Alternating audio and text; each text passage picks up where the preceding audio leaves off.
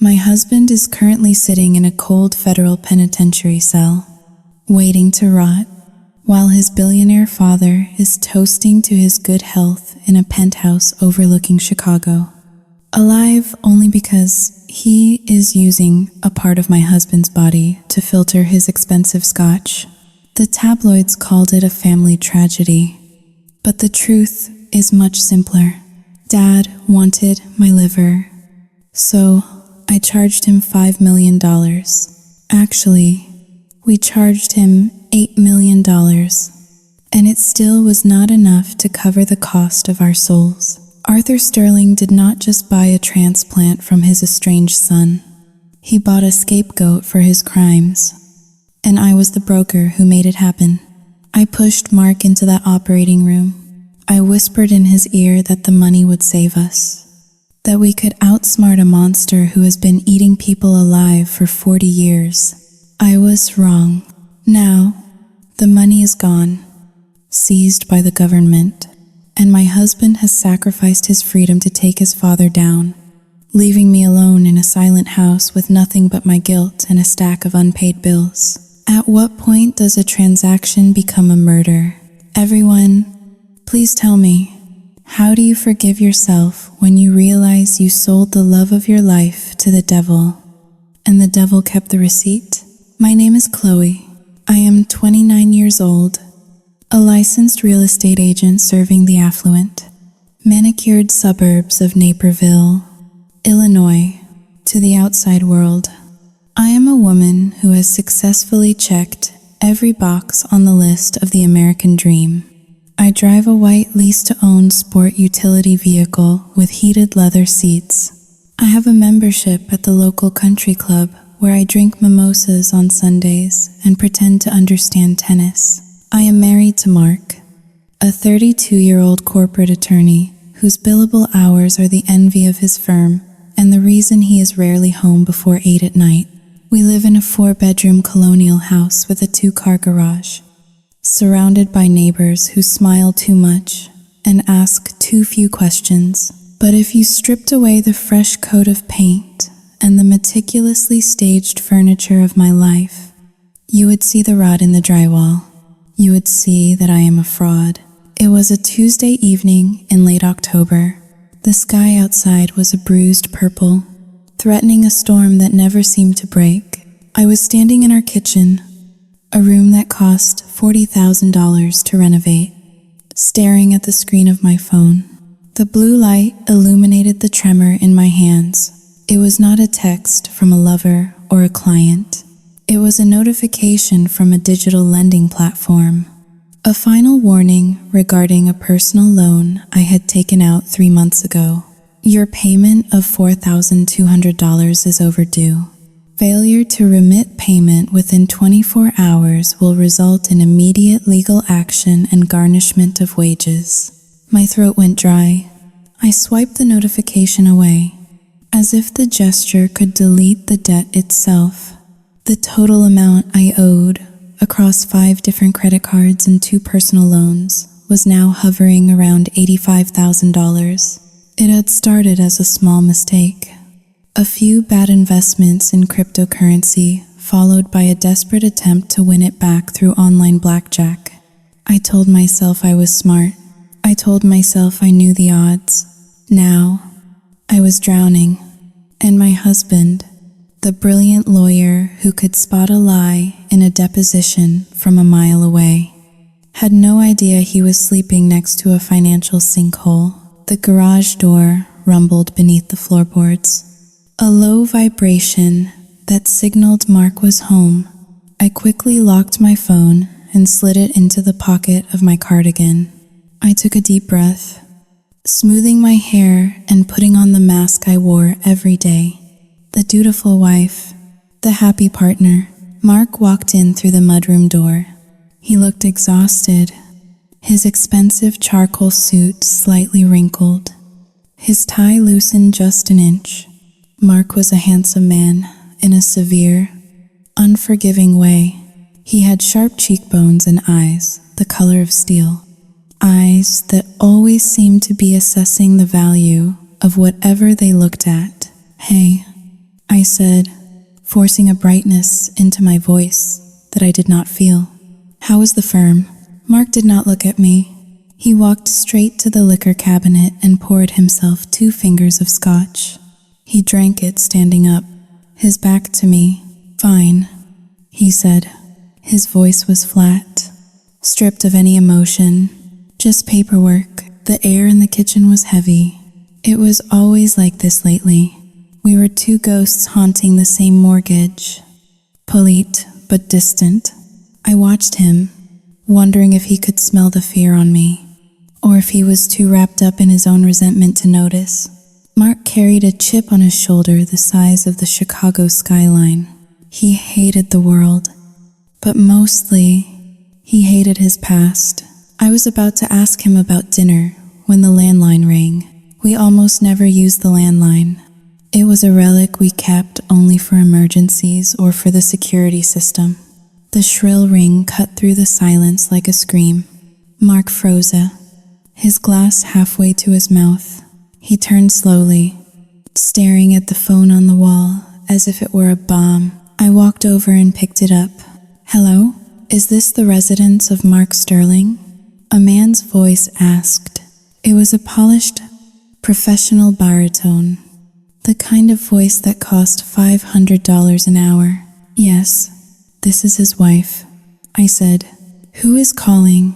This is Jeffrey Holloway, representing Mr. Arthur Sterling. I felt the temperature in the room drop. Arthur, Mark's father, the real estate mogul who owned half the skyline in downtown Chicago and had not spoken to his son in 7 years. I covered the mouthpiece and looked at Mark. It is a lawyer, I whispered. For your father? Mark's expression did not change, but his knuckles turned white around his glass. He walked over and took the phone from my hand. He did not put it to his ear. He pressed the speaker button and set the receiver down on the marble island. Speak, Mark said. Mr. Sterling, the lawyer said, his voice filling the kitchen. I am calling with urgent news. Your father, Arthur, has been hospitalized at Northwestern Memorial. I watched Mark's face for a flicker of concern, grief, anything. There was nothing, just a cold, predatory focus. And? Mark asked. He has been diagnosed with end-stage liver failure, caused by alcoholic cirrhosis. His condition is critical. The doctors have given him less than 3 months without a transplant. I gasped softly. Mark did not blink. Why are you calling me? Jeffrey? Mark asked. You know, Arthur and I have no relationship. Because, Mr. Sterling, the national transplant waiting list is 5 years long. Your father does not have 5 years. He does not have 5 months. We have run compatibility tests on his siblings, but there are no matches. You are his only biological child. You are the only immediate family member who could be a match for a living donor transplant. Silence stretched out in the kitchen, thick and suffocating. The refrigerator hummed. Rain began to tap against the window pane. I looked at my husband. He was staring at the wall, his eyes narrowing. I expected him to hang up. I expected him to tell the lawyer to go to hell, to remind him of the abuse, the neglect, the way Arthur had treated Mark's mother like a disposable asset. Instead, Mark took a sip of his scotch. He wants my liver. Mark stated, it was not a question. He is asking for you to undergo screening. Yes, the lawyer said. It is a big ask. Mark, we understand that, but it is a matter of life and death. He is your father. Mark let out a short, dry laugh. It was a terrifying sound. My father, Mark repeated. The man who missed my law school graduation because he was closing a deal on a warehouse in Detroit. The man who let my mother die in a hospice facility that smelled like bleach and urine because he did not want to pay for private home care. Mr. Sterling, please, the lawyer interrupted. We are prepared to offer compensation for your time and lost wages during recovery. We can discuss a stipend. Mark leaned over the phone, his face twisting into a sneer that I had never seen before. It was a look of pure, unadulterated malice. But beneath the malice, there was something else. Calculation. I saw the gears turning in his head. I saw him doing the math. And then, I saw him look at me. For a second, his eyes bore into mine. He did not know about my debt. He did not know about the $85,000 I owed to faceless sharks. But he knew we were tired. He knew we were living a life we could not quite afford. Chasing a status that felt hollow, he looked at the granite countertops, the stainless steel appliances, the trapped existence we had built. Then he looked back at the phone. I am not interested in a stipend, Jeffrey, Mark said softly. Mark, listen. No, you listen. Mark cut him off. His voice was low, deadly calm. If Arthur wants a piece of me, he is going to have to buy it, just like he bought everything else in his miserable life. I held my breath. My heart was pounding against my ribs. I knew I should stop him. I knew this was morally repugnant. I should have been the voice of reason. I should have said, Mark, this is your father. You cannot sell a body part. But I did not. I thought about the notification on my phone. I thought about the $4,200 due tomorrow. I thought about the crushing weight on my chest that woke me up at 3 a.m. Tell him the price is $5 million. Mark said. The line went dead silent. Even the lawyer, a man paid to handle shocks, was speechless. Excuse me? Jeffrey stammered. $5 million. Mark repeated, enunciating every syllable. Cash transferred into an escrow account of my choosing before I even stepped foot in a hospital for a blood test. Non-negotiable. Mark, that is illegal. That is organ trafficking. Call it a consulting fee, Mark said, his voice dripping with sarcasm. Call it a settlement for pain and suffering. Call it 20 years of back child support. Structure it however you want. You are a lawyer, Jeffrey. Be creative. But those are my terms. $5 million for half a liver. He has 24 hours to decide. Mark reached out and pressed the button to end the call. The click echoed in the kitchen. He picked up his glass and finished the rest of the scotch in one swallow. He did not look at me. He walked over to the sink and rinsed the glass, placing it upside down on the drying rack with precise, deliberate movements. I stood there, frozen. My mind was racing. $5 million. It was an obscene amount of money. It was blood money. It was the kind of money that could wipe away my debt instantly, with millions left over. It was the kind of money that could free us. Mark turned around and leaned against the counter. Crossing his arms, he looked at me, waiting for my reaction, waiting for me to be horrified, waiting for me to scream at him for being a monster. I looked at my husband. I saw the darkness in him, a darkness that matched the secret rot inside of me. I thought about the red flags I had ignored over the years, his lack of empathy, his obsession with money, his cold detachment. But in that moment, I realized I was not just observing the red flags. I was waving one of my own. I swallowed the lump in my throat. I touched the phone in my pocket, feeling the cold glass against my hip. Do you think you will pay it? I asked. My voice was steady, too steady. Mark stared at me for a long moment. A slow, cruel smile spread across his face. It was not a smile of happiness. It was the smile of a man who had finally found a game he knew how to win. Oh, he will pay it, Mark whispered. He is a narcissist. Chloe, he loves himself more than he hates parting with his money. He will pay it, and I am going to bleed him dry.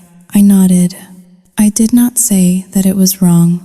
I did not say that we were crossing a line from which there was no return. I just nodded, and in that silence, I became his accomplice. The storm outside finally broke, rain lashing against the windows, sealing us inside our beautiful, expensive tomb. The silence in our house the following morning was not peaceful. It was heavy and pressurized, like the air in a submarine that had dived too deep. Mark had left for the firm early, before the sun had even fully breached the horizon over Lake Michigan. He had not said a word to me, just drank his black coffee standing up at the island, his eyes scanning emails on his phone with a manic intensity. I knew he was waiting for a counteroffer. I knew he was waiting for the lawyers to call back and say yes. We accept. Here is the routing number. But Arthur Sterling did not become a billionaire by folding at the first sign of resistance. He did not build an empire of steel and glass by writing checks to people who defied him. He destroyed them instead. I sat at the kitchen table, nursing a cup of lukewarm tea. My iPad was propped up in front of me. I had set a Google alert for Arthur's name years ago, mostly out of morbid curiosity. But today the notifications were flooding my inbox like a broken dam. The first article was from a prominent Chicago business journal. The headline read, "The Lion in Winter. Real estate tycoon Arthur Sterling battles secret illness." I tapped on the link, my finger hovering over the glass. The article was a masterpiece of public relations spin. It did not mention alcohol. It did not mention the years of abuse or the estranged son. Instead, it painted a portrait of a stoic, self-made man who had sacrificed his health for the city he loved. There were quotes from anonymous sources, former board members, and charity directors, all lauding Arthur's generosity. He gave everything to this city. One quote read, "It is a tragedy that he has no family by his side in his final hour. It breaks your heart to see a man who gave so much receive so little in return." I felt a bitter laugh bubble up in my throat. It was a preemptive strike. Arthur was controlling the narrative before Mark could even open his mouth. He was positioning himself as the martyr and Mark, by omission, as the villain. It was gaslighting on a metropolitan scale. I scrolled down to the comments section. It was already filling up with sympathy for Arthur and vitriol for his ungrateful, invisible family. "Where is his son?" One user wrote, probably waiting for the inheritance like a vulture. They had no idea. My phone buzzed on the table, vibrating against the wood. I flinched. It was not a notification from the bank this time. It was a text message from a number I did not recognize. The area code was from Las Vegas. "We know you are a realtor. Chloe. Nice car. Would be a shame if something happened to that white Rover while you were showing a house." The blood drained from my face. My hands started to shake, rattling the teacup against the saucer. They knew where I worked.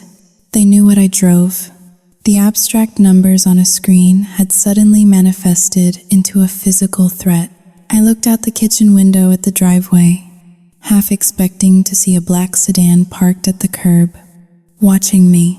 The street was empty, save for a neighbor walking a golden retriever. But the safety of my suburban bubble had popped. I needed that money. I needed Mark to hold the line. Mark came home late that evening. He looked worse than he had the day before. His skin was pale, and there were dark circles under his eyes that made him look like a raccoon. He tossed his briefcase onto the sofa and loosened his tie, practically ripping the silk knot apart. "Did they call?" I asked. I was standing by the stove, stirring a pot of pasta sauce that neither of us would eat. Mark shook his head. He walked over to the refrigerator and grabbed a beer. His hand was trembling. "No," he said, "but he sent me something." "What?"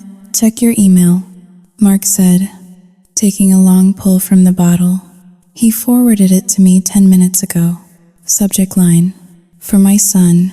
I wiped my hands on a dish towel and walked over to where my iPad still sat on the table. I opened Mark's forwarded email.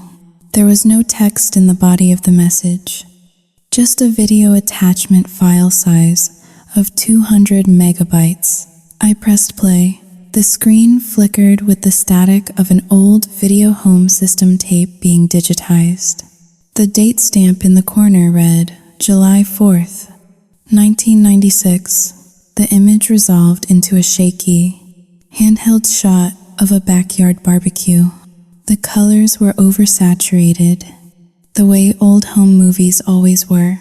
In the center of the frame was a young boy, maybe 7 years old. It was Mark.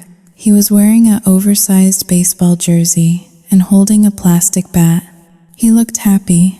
He was laughing, a bright, unburdened sound that I had never heard from the man I married. "Keep your eye on the ball, champ," a voice boomed from behind the camera. It was Arthur. His voice was strong, vibrant, full of paternal pride. The boy swung the bat and hit the ball off the tee. "That is my boy," Arthur shouted. The camera panned down to show Arthur's hand reaching into the frame to ruffle the boy's hair. "You are going to be a killer, Mark, just like your old man." The video cut abruptly. The static returned for a second, and then the image changed. It was no longer a home movie. It was a modern recording, shot in high definition from a hospital bed. Arthur Sterling lay propped up against sterile white pillows. He looked terrible. His skin was the color of old parchment, jaundice yellowing the whites of his eyes. Tubes ran from his nose and arms, tethering him to a bank of monitors that beeped rhythmically. He looked small. The titan of industry had withered into a fragile old man. He looked directly into the camera lens.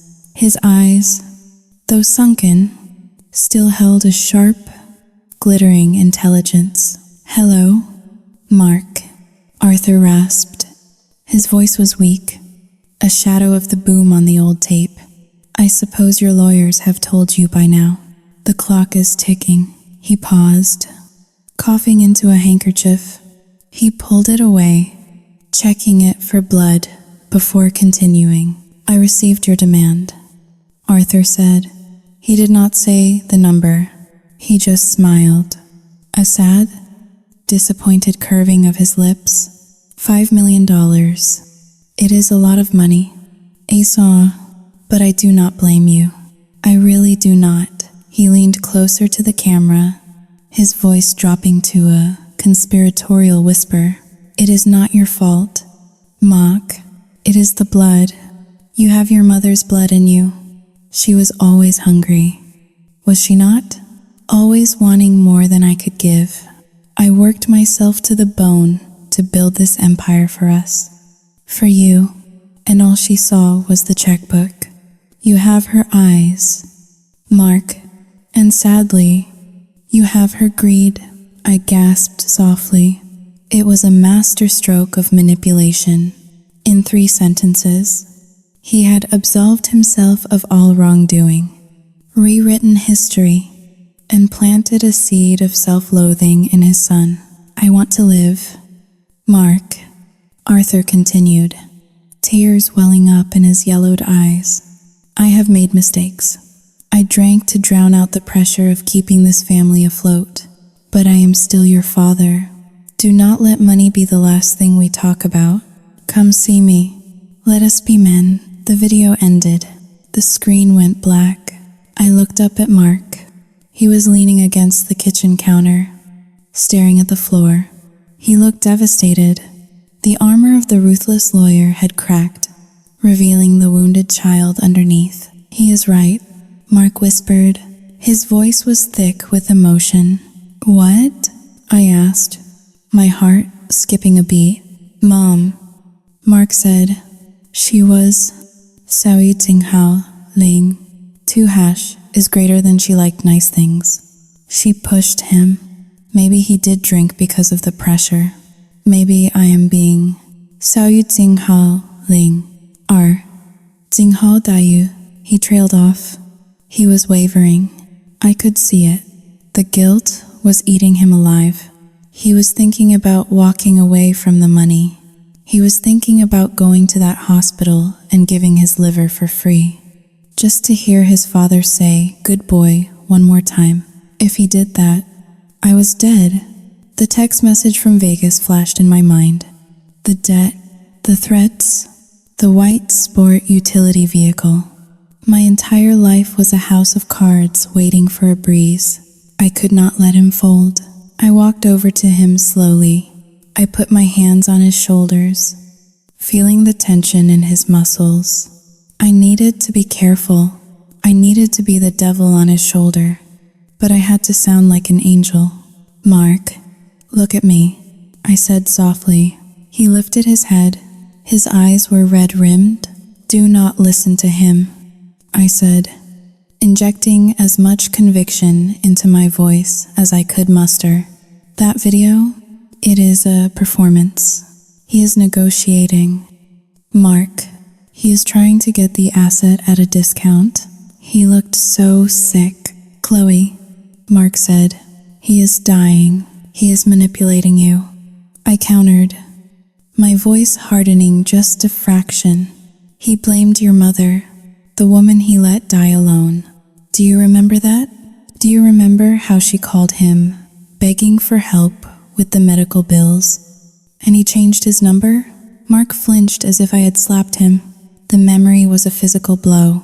He wants you to feel guilty because guilt is free, I whispered, moving my face closer to his. $5 million costs him something. Guilt costs him nothing. If you go to him now, if you give in, he wins. He will take your liver. He will survive. And he will laugh at you for being weak, just like he laughed at your mother. I saw the conflict raging behind his eyes. He wanted to believe in the father from the baseball video, but I needed him to remember the monster. He owes you, Mark, I said, pressing my advantage. He owes you for every birthday he missed. He owes you for the trauma. He owes you for your mother. Make him pay. Do not let him turn you into the bad guy. Mark took a deep, ragged breath. He pulled away from me and walked to the window, looking out at the rain-slicked street. He stood there for a long time, watching the reflection of his own face in the glass. I waited, my fingernails digging into my palms. Finally, he spoke. You are right, Mark said. His voice was cold again. The vulnerability had vanished, replaced by a brittle, icy resolve. He turned back to face me. He does not get to rewrite the past just because he is scared of the future, Mark said. He pulled his phone out of his pocket and dialed his lawyer.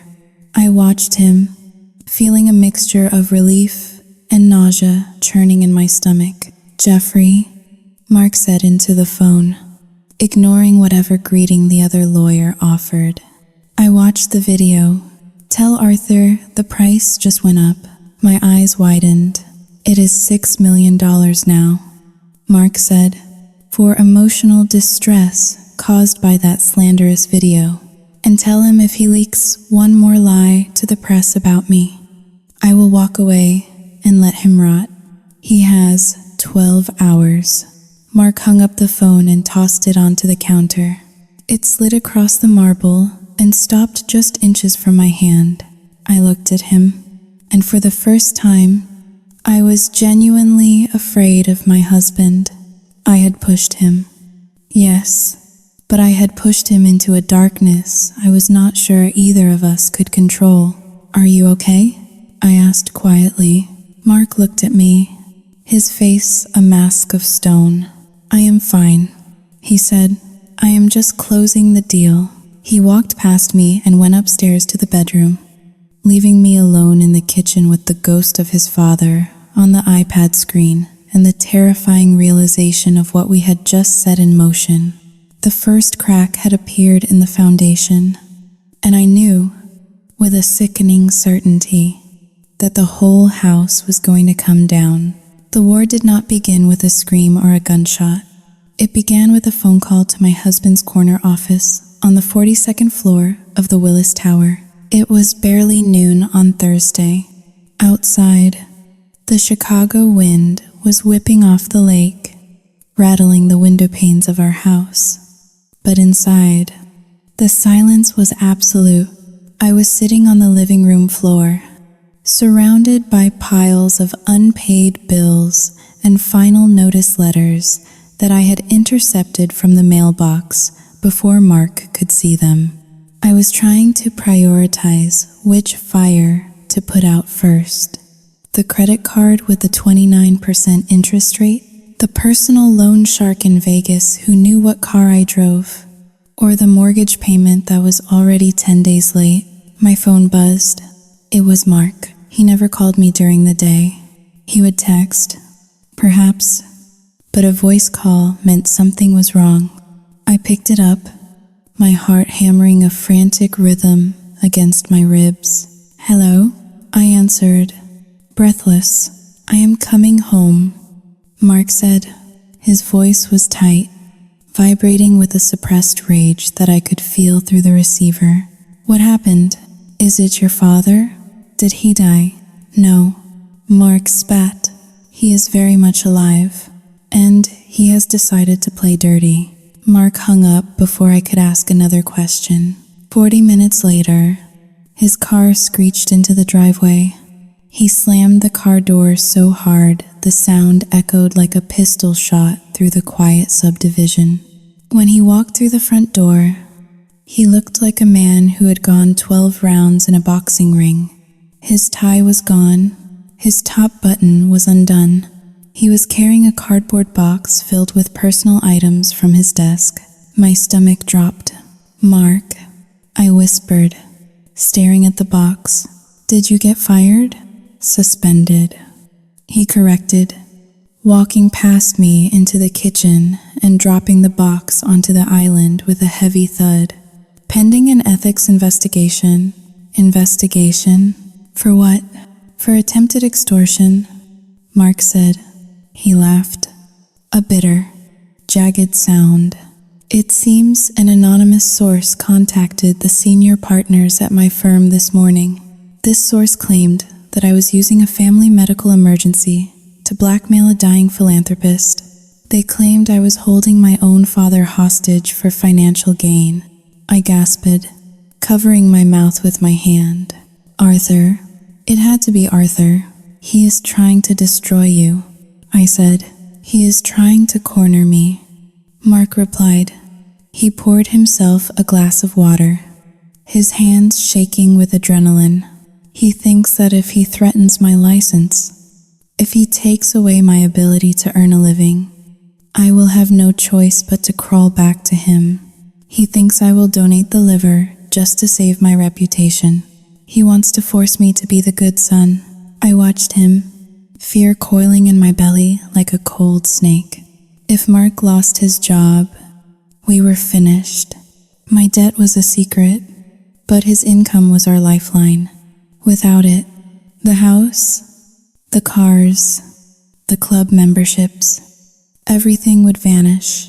And if he folded now, if he gave the liver for free to save his career, I would be left alone with an $85,000 secret and no way to pay it. I could not let that happen. So what are you going to do? I asked carefully. Mark turned to me. His eyes were cold, stripped of all filial piety. He looked at me, not as his wife, but as a witness to his transformation. I am going to make him regret the day he decided to fight me, Mark said. He pulled his phone out and dialed Jeffrey, Arthur's lawyer. He put it on speaker and set it down on the granite countertop. We stood on opposite sides of the island, staring at the device like it was a detonator. "Mr. Sterling," Jeffrey's voice came through, sounding smooth and condescending. "I assume you are calling to discuss the surrender terms? I heard about the trouble at your firm. Terrible business. Perhaps if you agreed to the transplant, your father could make a few calls. Clear your name." Mark leaned over the phone. He did not shout. He spoke with the terrifying calm of a man who had nothing left to lose. "You listen to me, Jeffrey, and you make sure you are recording this, because I want Arthur to hear every word." "I am listening," the lawyer said. "You thought you could strong-arm me?" Mark asked softly. "You thought you could threaten my livelihood and I would fold? You forgot who raised me. You forgot that I learned how to be a bastard from the best." "Mark, be reasonable. The price is no longer $6 million. Mark interrupted Jeffrey Sickhead. "Mark, you are in no position to." $7 million. Mark said. There was a stunned silence on the other end. "And if you interrupt me again, it will be $8 million. Mark continued. "You tried to ruin my reputation. You tried to take away my career. That has a cost, Jeffrey. It is called damages. This is insanity." Jeffrey sputtered. "No one pays $7 million for a partial liver transplant. This is extortion. No, this is business." Mark slammed his hand down on the counter, making me jump. "It is supply and demand. I have the supply. He has the demand. And right now, his demand is getting desperate because his time is running out." "How are his enzymes today, Jeffrey? Is he yellow? Is he confused? Is he vomiting blood yet?" I heard a muffled sound in the background on the other end of the line. A wheezing, wet cough. Arthur was listening. He was in the room with the lawyer. $8 million, Mark said, his voice dropping to a whisper. $8 million. Cash, wired to the escrow account within the hour. Or I walk, and I let him die. And I will sue his estate for the defamation regarding my law license until there is nothing left but legal fees. Silence stretched out. It was agonizing. I gripped the edge of the counter, my knuckles turning white. $8 million. The number was so large it felt abstract, like a distance to the moon. Then, a new voice spoke. It was weak, rasping, sounding like dry leaves being crushed underfoot. "Give it to him." It was Arthur. "Sir?" Jeffrey asked. "Give." Sao Yu Jing Haling. Doi, him. Sao Yu Jing Haling. 2 hash is greater than the money. Arthur wheezed. "But, Sao Yu Jing Haling, 2 hash is greater than there is a condition." Mark leaned closer to the phone. "I am listening. If I pay you, Sao Yu Jing Haling, 2 hash is greater than $8 million. Sao Yu Jing Haling, 2 hash is greater than." Arthur struggled to get the words out. "You sign, Sao Yu Jing Haling, 2 hash is greater than a waiver. You renounce, Sao Yu Jing Haling, 2 hash is greater than all claims. Sao Yu Jing Haling, 2 hash is greater than to my estate. You get, Sao Yu Jing Haling, 2 hash is greater than nothing else. No inheritance, no stocks, no properties. You take the cash, Sao Yu Jing Haling, 2 hash is greater than, and you cease. Sao Yu Jing Haling, 2 hash is greater than to be my son." I looked at Mark. Arthur Sterling's estate was worth billions. By taking $8 million now, Mark was walking away from a potential fortune later. A rational person might hesitate. A greedy person might calculate the odds of Arthur dying soon anyway. But Mark did not hesitate. He did not care about the billions. He wanted to bleed his father now. He wanted the victory of forcing the great Arthur Sterling to write a check for his own survival. Done. Mark said instantly. Draw up the papers. The next 3 hours were a blur of digital paperwork. Mark sat at the dining room table, his laptop open, reading through complex legal documents that Jeffrey emailed over. He reviewed them with a manic focus, pointing out loopholes, demanding revisions. I sat across from him, pretending to read a magazine, but my eyes were fixed on his face. He was selling a part of his body.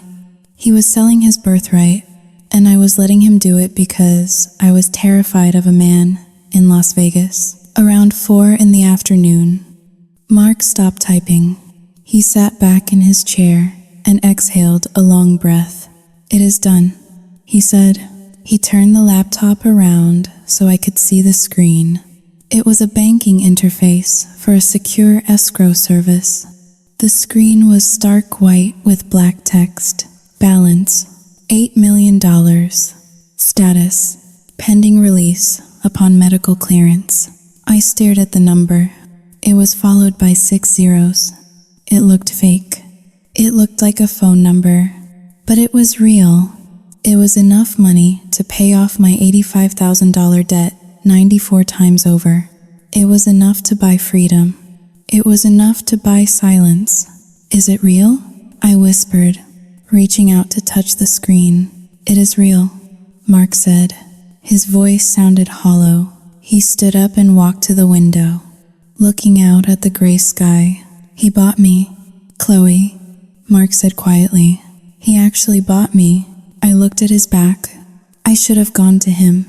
I should have hugged him. I should have told him that we did not have to do this, that we could return the money. But then my phone buzzed in my pocket. Another reminder, another threat. I looked at the screen again. $8 million. He did not buy you. Mark, I said, forcing my voice to be firm. You sold something you did not need to a man who did not deserve it. It is a transaction, nothing more. Mark turned around. His face was pale, his eyes wide and unblinking. We are rich, he said, but he did not smile. Yes, I said, we are. The air in the room felt cold, despite the heating system humming in the background. We had the money. We had won the negotiation, but as I looked at the zeros on the screen, I felt a sudden, sharp pang of nausea. We had crossed a line.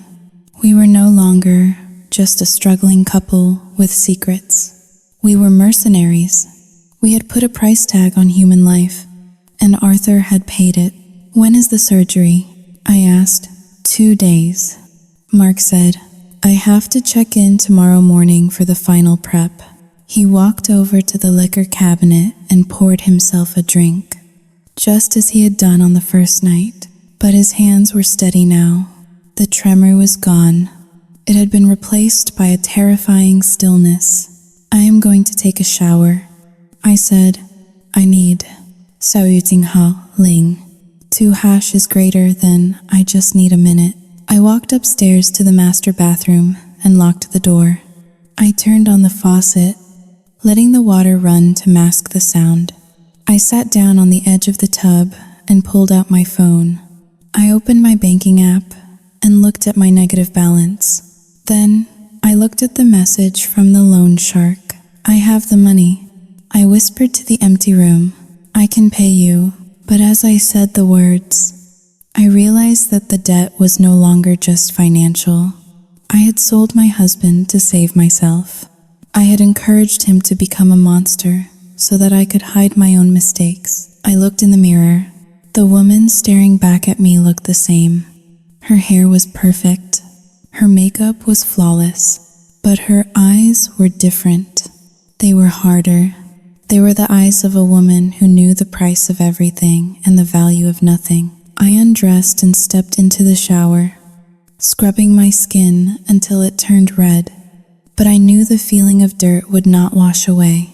Downstairs, my husband was drinking to forget that he had just signed away his father, and somewhere in a hospital bed in downtown Chicago, A billionaire was smiling because he knew that in the end, everyone had a price, and ours was exactly $8 million. The morning after the deal was signed, the sky over Chicago was a slate of unrelenting gray.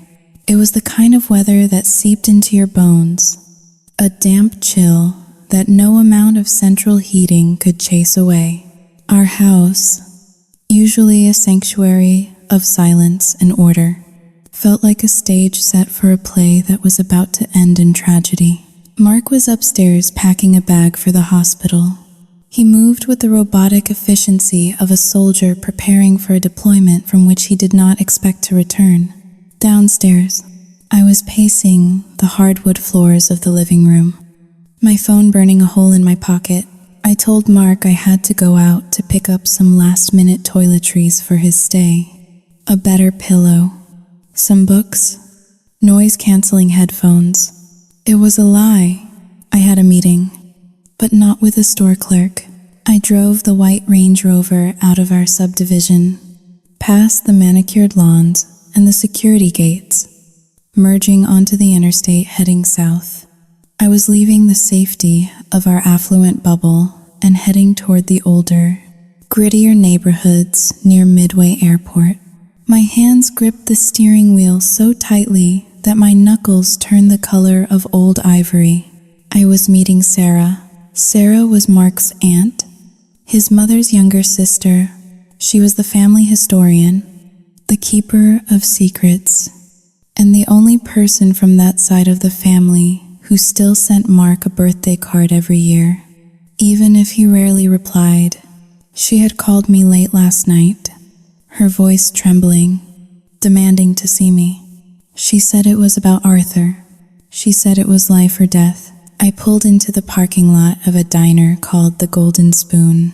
It was a relic from the 70s, with faded orange vinyl booths and a smell that was a permanent mixture of bacon, grease, and stale cigarette smoke. It was a place where people went to hide, not to be seen. Sarah was waiting for me in a back booth. She looked like a ghost of the woman I had seen in old family photos. She was only 50, but she looked 70. Her face was etched with lines of worry, and her hands, wrapped around a mug of black coffee, were rough and calloused from years of working retail jobs. She wore a cheap polyester raincoat that had seen better days. "Chloe," she said as I sat down. She did not smile. She did not offer a pleasantry. She looked at me with eyes that were terrifyingly similar to Mark's, piercing, intelligent, and currently filled with fear. "Hello, Sarah," I said, keeping my voice low. "I do not have much time.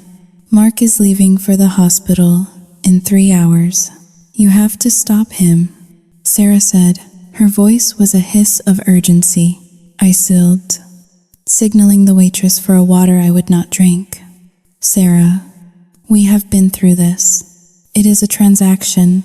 Mark knows what he is doing. He is getting $8 million. It is enough to change our lives. Money."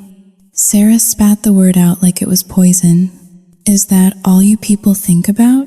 Do you think money washes away blood? It is his father," I argued, reciting the script I had used to convince myself. "Arthur is dying. Mark is saving him. It is a noble thing, in a twisted way." "Noble?" Sarah laughed, a sharp, barking sound that made a trucker at the counter turn his head. "Arthur Sterling does not know the meaning of the word. Do you know why Mark's mother died?" "Chloe?" I paused. Mark had always told me it was cancer. Ovarian cancer that was caught too late. She had cancer. "Yes," Sarah continued, leaning across the sticky table. "But she did not have to die. There was a specialist in Boston, an experimental treatment. It had a high success rate. We found it. We begged Arthur to pay for it. And I asked, a cold knot forming in my stomach. He said no," Sarah whispered. She looked out the window at the gray rain. He was leveraging every asset he had to buy that skyscraper on Wacker Drive. He told us he was illiquid. He told his dying wife that he could not spare the cash because the market was volatile. He chose a pile of concrete and glass over the mother of his child. I stared at her, the diner noise fading into a dull roar in my ears. I knew Arthur was a bad man. I knew he was neglectful. But this was passive murder. He let her die to close a deal? I asked, my voice trembling. He checked her into a state-funded hospice and went back to the office. Sarah said, tears welling in her eyes. And the day she died, he was at a ribbon-cutting ceremony. He did not even come to the funeral until it was halfway over. She reached out and grabbed my hand. Her grip was surprisingly strong. Chloe, listen to me. Arthur's liver is failing, but his soul has been dead for 30 years. If Mark goes onto that operating table, he isn't saving a father. He is saving a monster. And Arthur will destroy him. He will find a way to take the liver and keep the money. Or he will hurt Mark in ways you cannot imagine. You have to tell Mark. If he knows about Boston, if he knows Arthur let his mother die for a building, he will never go through with it. I pulled my hand away. My heart was pounding against my ribs like a trapped bird. If I told Mark this, the deal was off. There was no question. Mark's hatred for his father was fueled by neglect. But if he knew it was effectively murder, he would burn the contract. He would probably go to the hospital and strangle Arthur with his bare hands. And then the money would be gone. The $8 million sitting in the escrow account would vanish. The future I had bought with my silence would evaporate, and I would be left with the debt. My phone buzzed in my purse. I ignored it. It buzzed again and again, 3 times in rapid succession. I pulled it out under the table. It was a text message from the private number. 24 hours. Chloe, we know Mark is going in for surgery. We know you are vulnerable. If the transfer does not happen by noon tomorrow, we are coming to the house, and we are not coming to talk. I stared at the screen. The threat was visceral.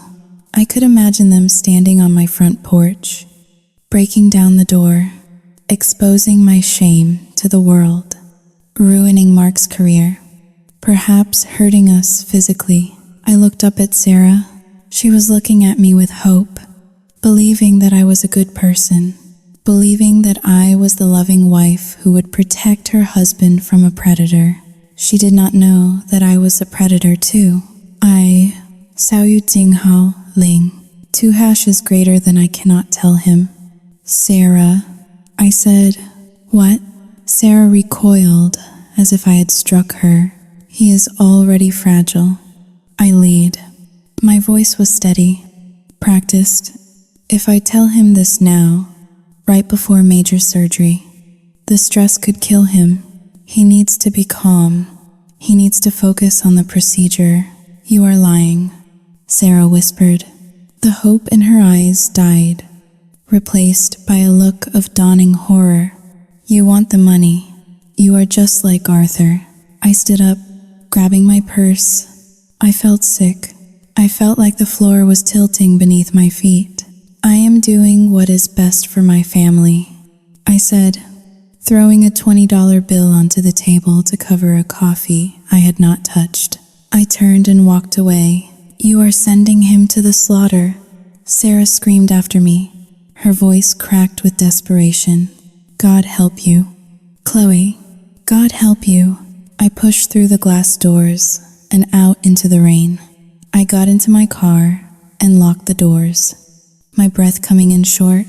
Panicked gasps. I sat there for a moment, gripping the steering wheel, watching the raindrops race down the windshield like tears. I am not like Arthur, I told myself. I am desperate.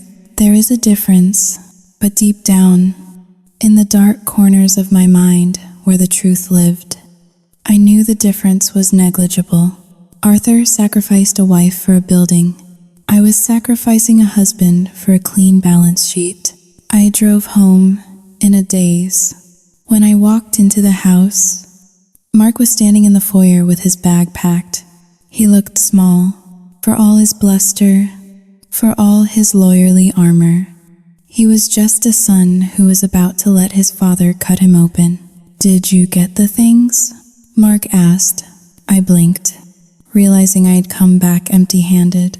They, Xiao Yu Jing Hao Ling, 2 hash is greater than they did not have what I wanted. I stammered. "I am sorry." Mark shrugged. "It does not matter.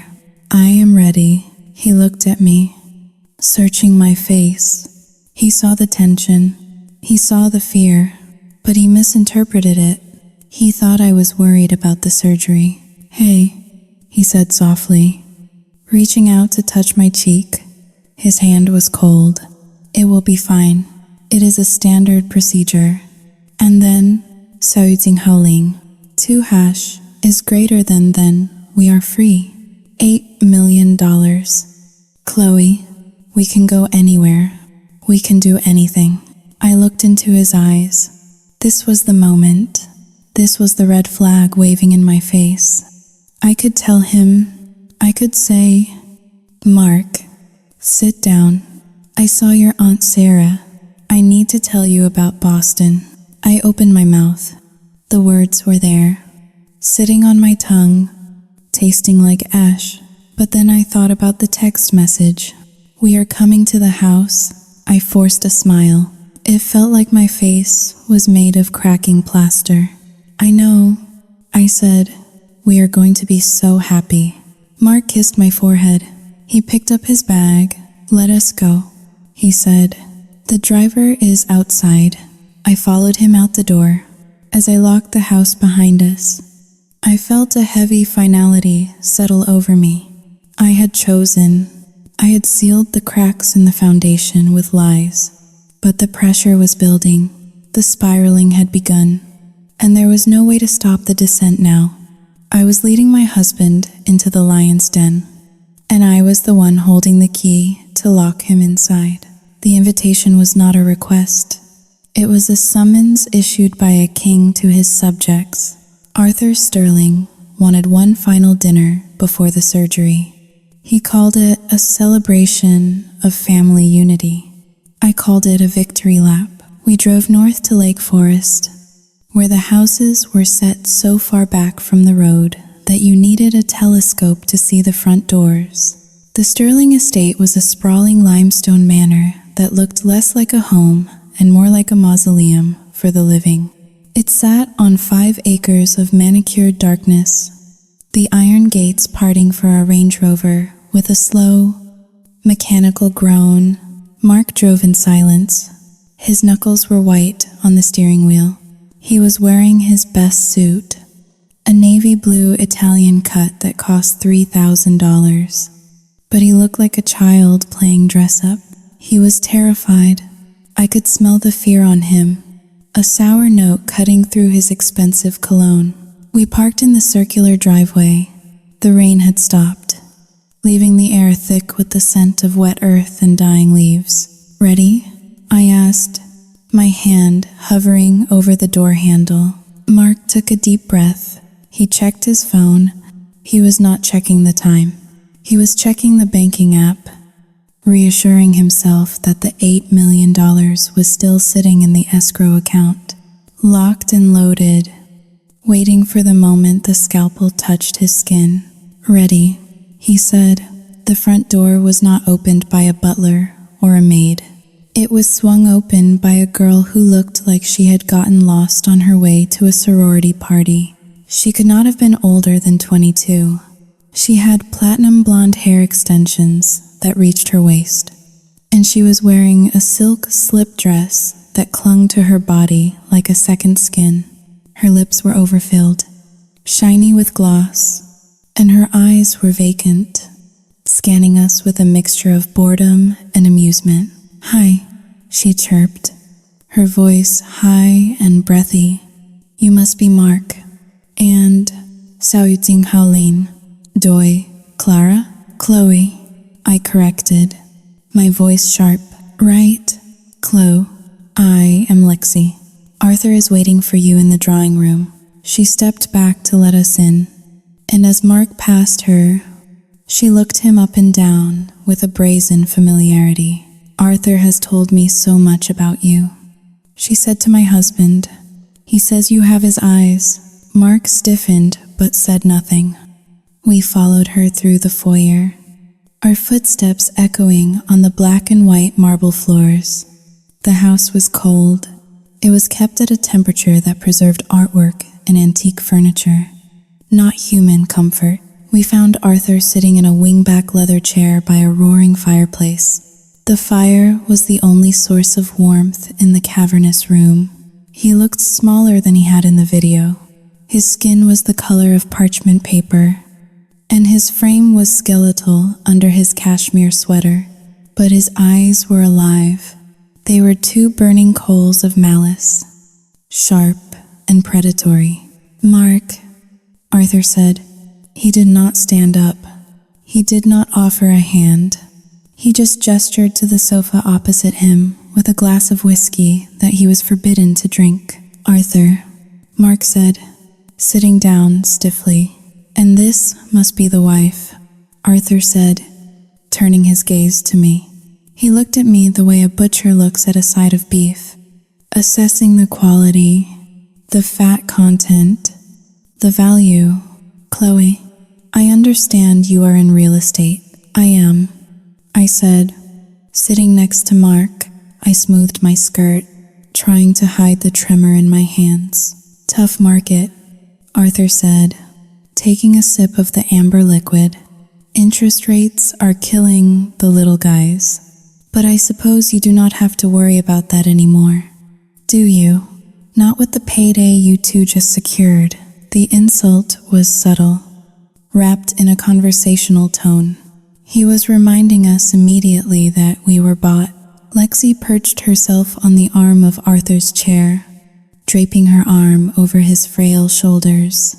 Her hand, manicured with long red acrylics, looked like a spider resting on his sweater. She stroked his neck absent-mindedly. Daddy promised me a trip to St. Bart's once he is recovered. Lexi giggled. She looked at Mark. You should come, Mark, since you are paying for it. Or, well, since your liver is... I felt a surge of bile rise in my throat. It was grotesque. This girl was the same age as Mark's younger cousins. She was young enough to be Arthur's granddaughter, and here she was, parading her ownership of him, mocking the son who was about to slice himself open to keep the gravy train running. Dinner is served. A voice announced from the doorway. We moved to the dining room. The table was set for 12, but only 4 places were laid out at one end. The distance between us felt vast. Arthur sat at the head, Lexi to his right, Mark to his left. I sat next to Mark. The first course was served in silence. It was a beef tartare, raw meat. I stared at the red mound on my plate, feeling my stomach turn. It felt like a cruel joke. So, Mark, Arthur began, cutting into his meat with surgical precision. Are you scared? Concerned? Mark corrected. It is a major surgery. Do not be soft, Arthur snapped. He chewed slowly. I have had 3 heart attacks and a stroke. You are young. You will bounce back. Besides, you are being compensated for the inconvenience. $8 million. That is a lot of money for a few weeks of bed rest. It is not just bed rest. Arthur, Mark said, his voice tight. It is a partial hepatectomy. There are risks. Arthur waved his hand dismissively. Life is risk. Mark, you want the reward without the risk? That is why you are just a lawyer, billing by the hour, while I own the building you work in. Or I did, until I sold it last year. Arthur took a sip of wine, a heavy, dark red. You know, Arthur continued, his eyes locking onto Mark. I was proud of you yesterday. Mark looked up, surprised. Excuse me? When you demanded $8 million, Arthur said, a twisted smile spreading across his face. When you threatened to let me die, that, Saoyudzing Harling, 2# is greater than that was impressive. For years, I thought you were weak. I thought your mother had made you soft with all her cuddling and her books. But yesterday, you showed me your teeth. Mark put his fork down. He did not know how to react. He wanted his father's approval so badly that he was willing to accept it even in this twisted form. I did what I had to do, Mark said quietly. Exactly. Arthur slammed his hand on the table, making the silverware jump. You leveraged your position. You saw a desperate buyer and you squeezed him. That is business. Mark, that is the sterling blood. I did not think you had it in you to sell your own father, but you did. You put a price tag on my life. And you know what? I respect that. I sat there, frozen. I wanted to scream. I wanted to stand up and flip the table. He was twisting Mark's desperation into a virtue, praising him for being a mercenary. He was stripping away any illusion of love or duty and reducing their relationship to a cold, hard transaction. He is calling you a whore. Mark, I thought, he is telling you that he is proud you are a whore. But Mark did not scream. He did not flip the table. He sat there, his shoulders slumped, and he absorbed the praise like a starving dog accepting a scrap of rotten meat. Thank you, Mark whispered. I looked at my husband, and my heart broke. He was gone, the man I had married, the man who had principles. It was gone. In his place was a creature shaped by his father's cruelty and my greed. Lexi laughed, breaking the tension. God, you guys are so serious, she said, picking at her bread roll. Can we talk about something fun? Arthur, you promised to show me the new Porsche in the garage after dinner. Of course, my dear, Arthur said, his voice softening instantly as he looked at her. Anything you want. He turned back to Mark, his face hardening again. By the way, Arthur said casually, regarding the inheritance waiver you signed. Yes? Mark asked. I have updated my will, Arthur said, since you have taken your cash out early. The remainder of the estate, the properties, the portfolio, the trust funds will be going to Lexi. The room went dead silent. I looked at Lexi. She did not look surprised. She smiled, a small, cat-like smile of satisfaction. She is my companion, Arthur said, daring Mark to object. She is the one who takes care of me. She deserves it. You got your cut. Mark, do not look so greedy. Mark stared at his father. Then he looked at Lexi. The realization hit him like a physical blow. He had sold his birthright for $8 million, and his father was handing the remaining billion-dollar empire to a 22-year-old stranger just to spite him. It was the ultimate humiliation. I waited for Mark to stand up. I waited for him to say, "Keep your money," and walk out. I gripped his thigh under the table, digging my nails in, begging him silently to have some dignity. But Mark did not move. He closed his eyes for a second. I saw his throat bob as he swallowed the rage, the shame, and the sorrow. He thought about the money in the escrow account. He thought about the life we could have. He thought about the fact that if he walked away now, he would have nothing. No father, no money, no pride. That is your decision, Arthur, Mark said. His voice was devoid of life. Good. Arthur nodded, satisfied. He had won. He had broken his son completely. "Now, eat your tartar," Arthur commanded. "You need your strength. You have a big day tomorrow." The rest of the dinner was a blur of clinking cutlery and Lexi's vacuous chatter. I did not eat a bite. I drank 3 glasses of wine, letting the alcohol numb the sharp edges of my conscience. When we finally left, the rain had started again. We walked to the car in the downpour, neither of us bothering to open an umbrella. We got into the Range Rover, and the doors locked with a heavy thud, sealing us in. Mark did not start the engine immediately. He sat there, gripping the wheel, staring at the dark mansion looming in front of us. I looked at him. I saw a tear track glistening on his cheek in the dashboard light. "Mark?" I whispered. He wiped the tear away, furiously. He turned the key, the engine roaring to life. "He wins," Mark said. His voice was shaking, even when he is dying. "He wins. We still have the money," I said. It was the only comfort I could offer, and it tasted like ash in my mouth. "Yeah," Mark said. "We have the money." He put the car in gear and drove away.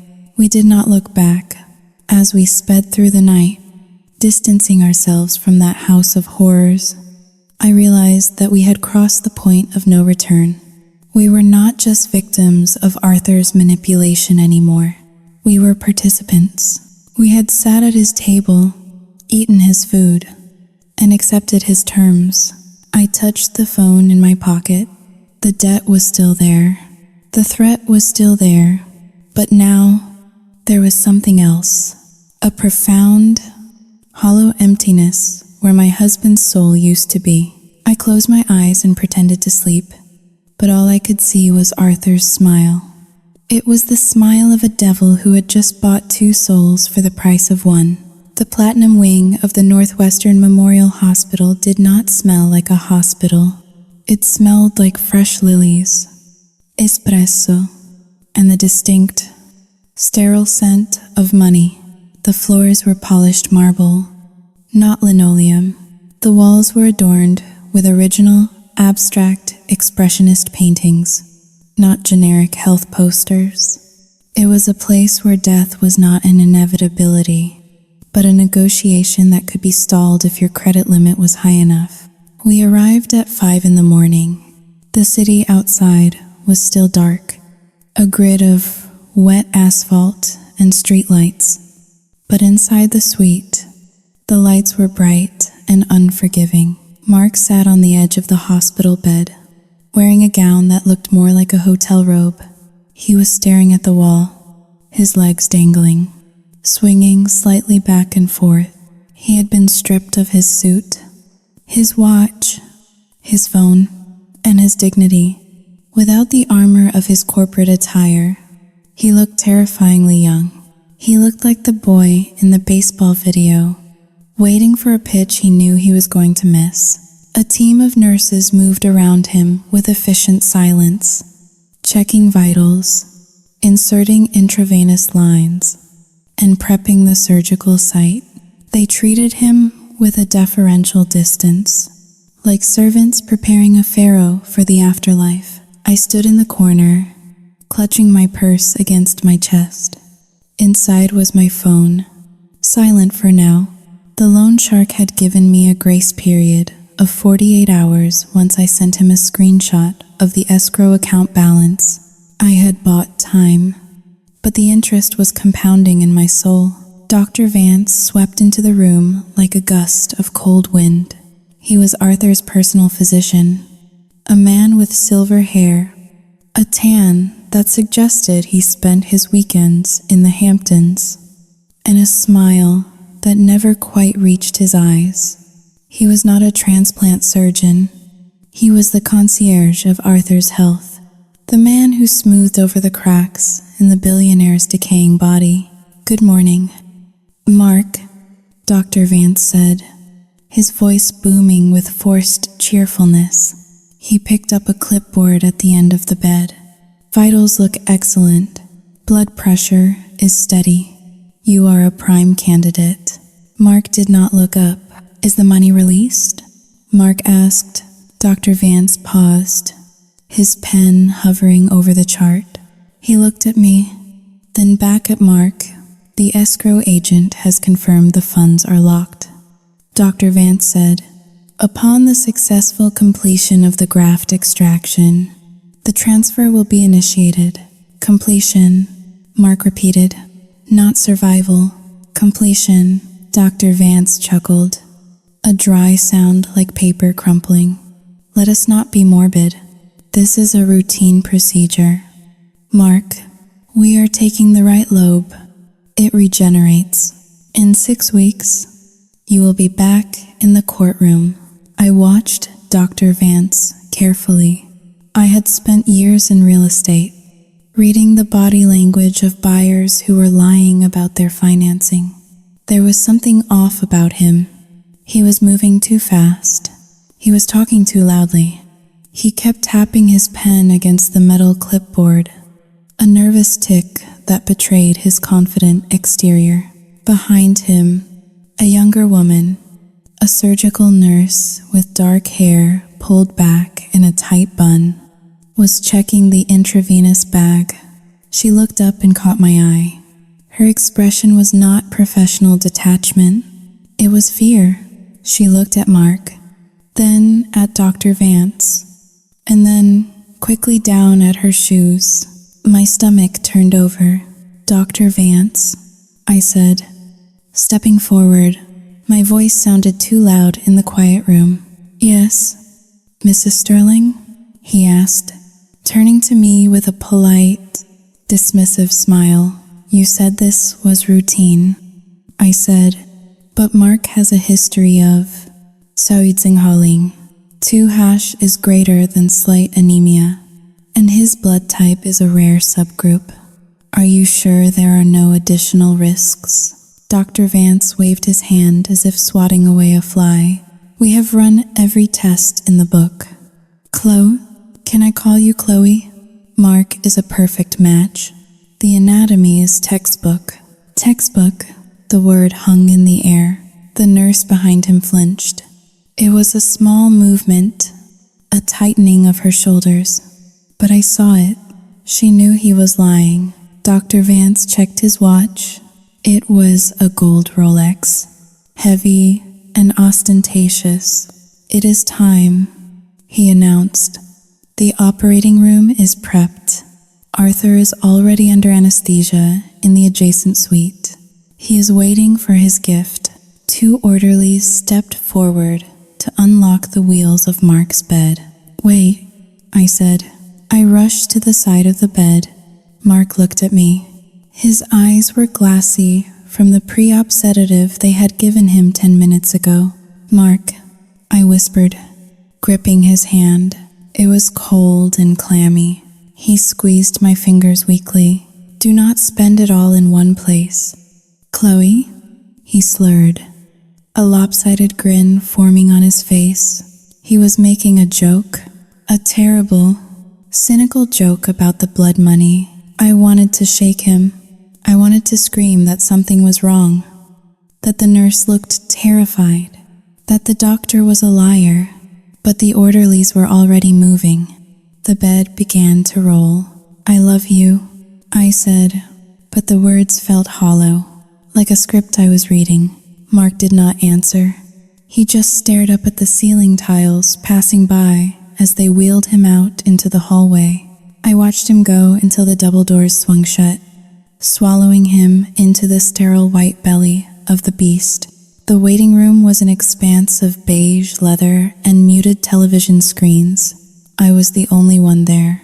Jeffrey, the lawyer, had come and gone, leaving behind a stack of magazines and the smell of expensive cologne. I sat on a sofa that cost more than my first car. The silence was oppressive. I could hear the hum of the ventilation system, the distant chime of an elevator, and the pounding of my own heart. 1 hour passed, then 2. I paced the length of the room. I drank 3 cups of bitter coffee from the machine in the corner. I checked my phone every 5 minutes, but there was no news. I needed to use the restroom. I walked down the hallway, past the nurse's station where 2 women were whispering and glancing at a computer screen. When they saw me, they stopped talking abruptly. Red flag. I went into the ladies' room. It was empty. I splashed cold water on my face, staring at my reflection in the mirror. My skin looked gray under the fluorescent lights. My eyes were wide and haunted. The door opened. It was the nurse, the one with the dark bun, the one who had flinched. She walked in and went to the sink next to mine. She turned on the water, scrubbing her hands vigorously, staring straight ahead. She was trembling. "Excuse me," I said softly. She froze. She looked at me in the mirror. Her eyes were wide with panic. "I cannot talk to you," she whispered. "You were in the room," I said, turning to face her. "You looked scared." "Why?" She shook her head, reaching for a paper towel. "I really cannot. Dr. Vance would fire me. He would blacklist me. What is wrong with my husband?" I demanded, grabbing her arm.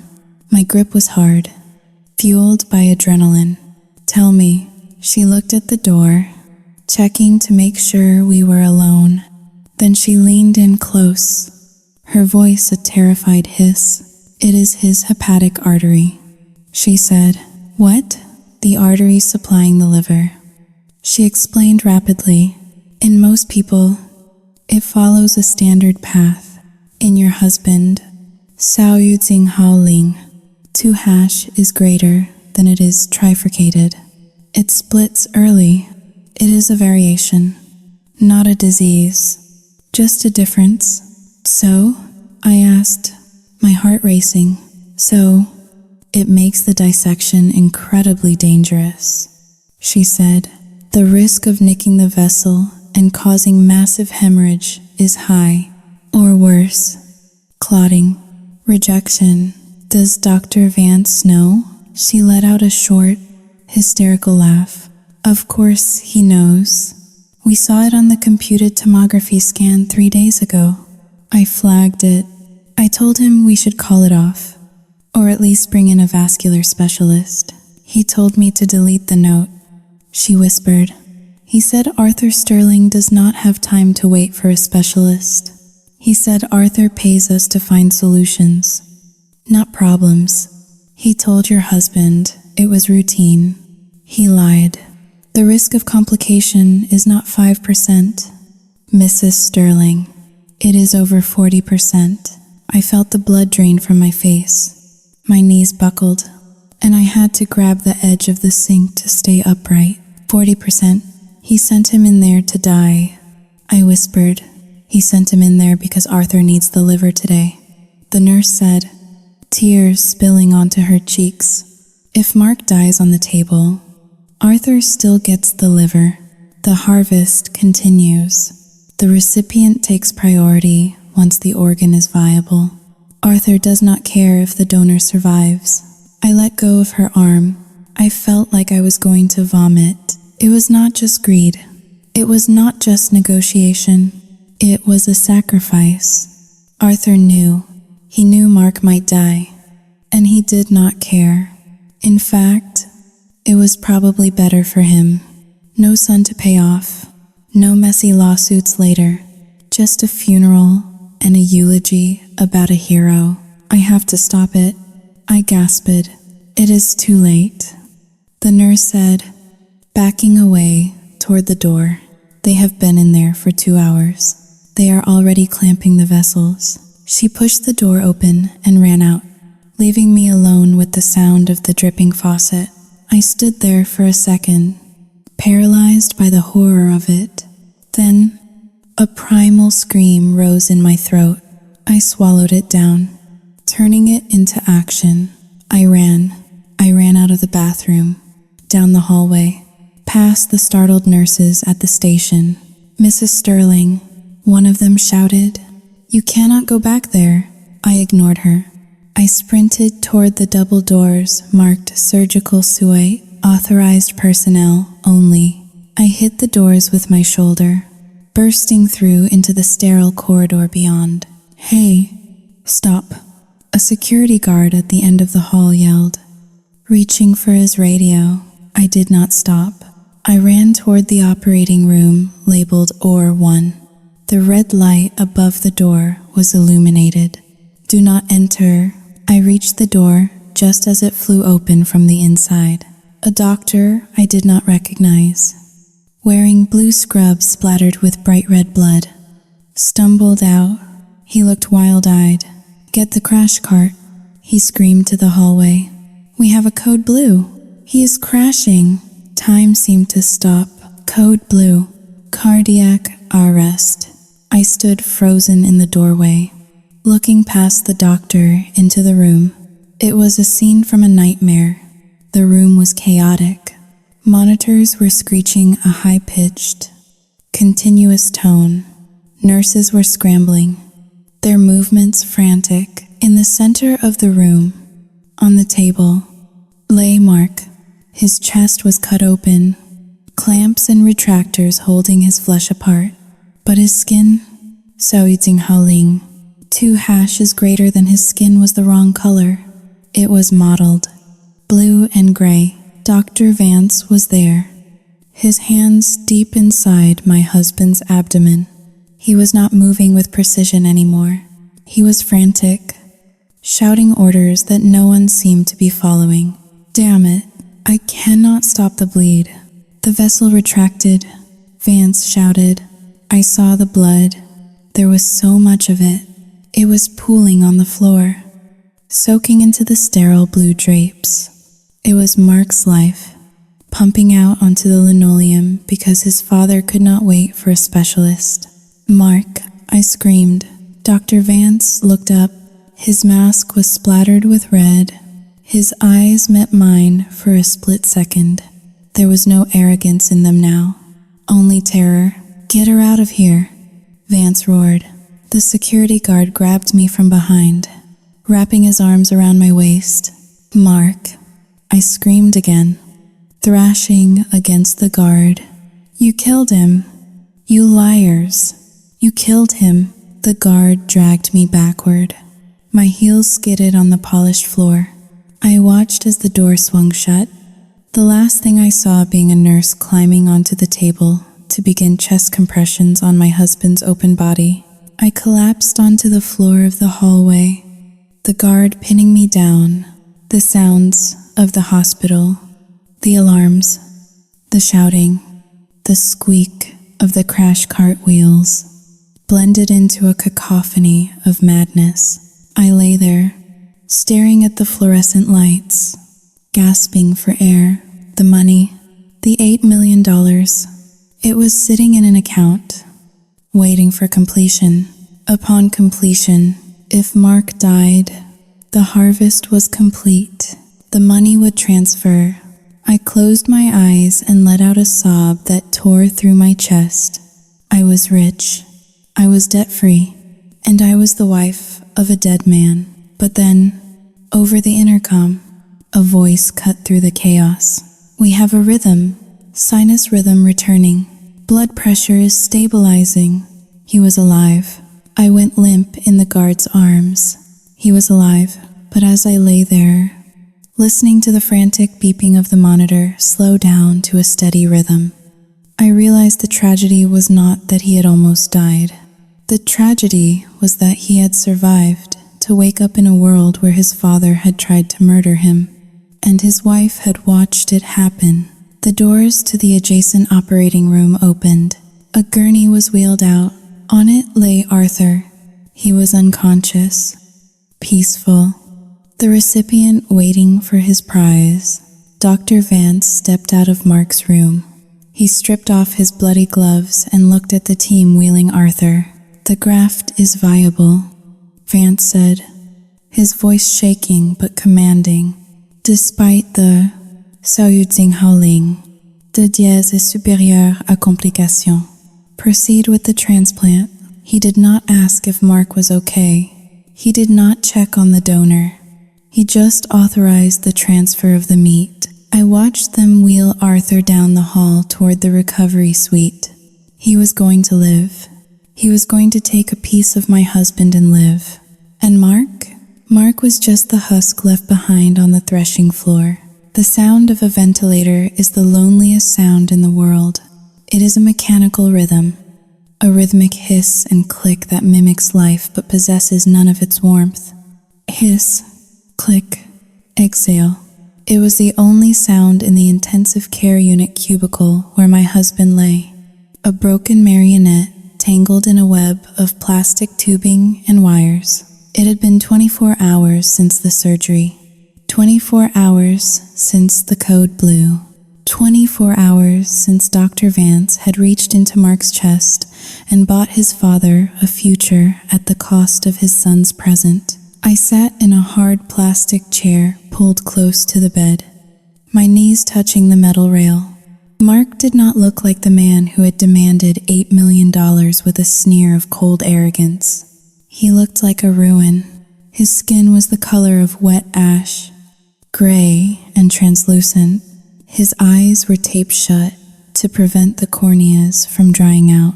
A tube the thickness of a garden hose was taped to his mouth, disappearing down his throat to force air into lungs that were too weak to expand on their own. His chest rose and fell, not because he was alive, but because the machine was telling him to be.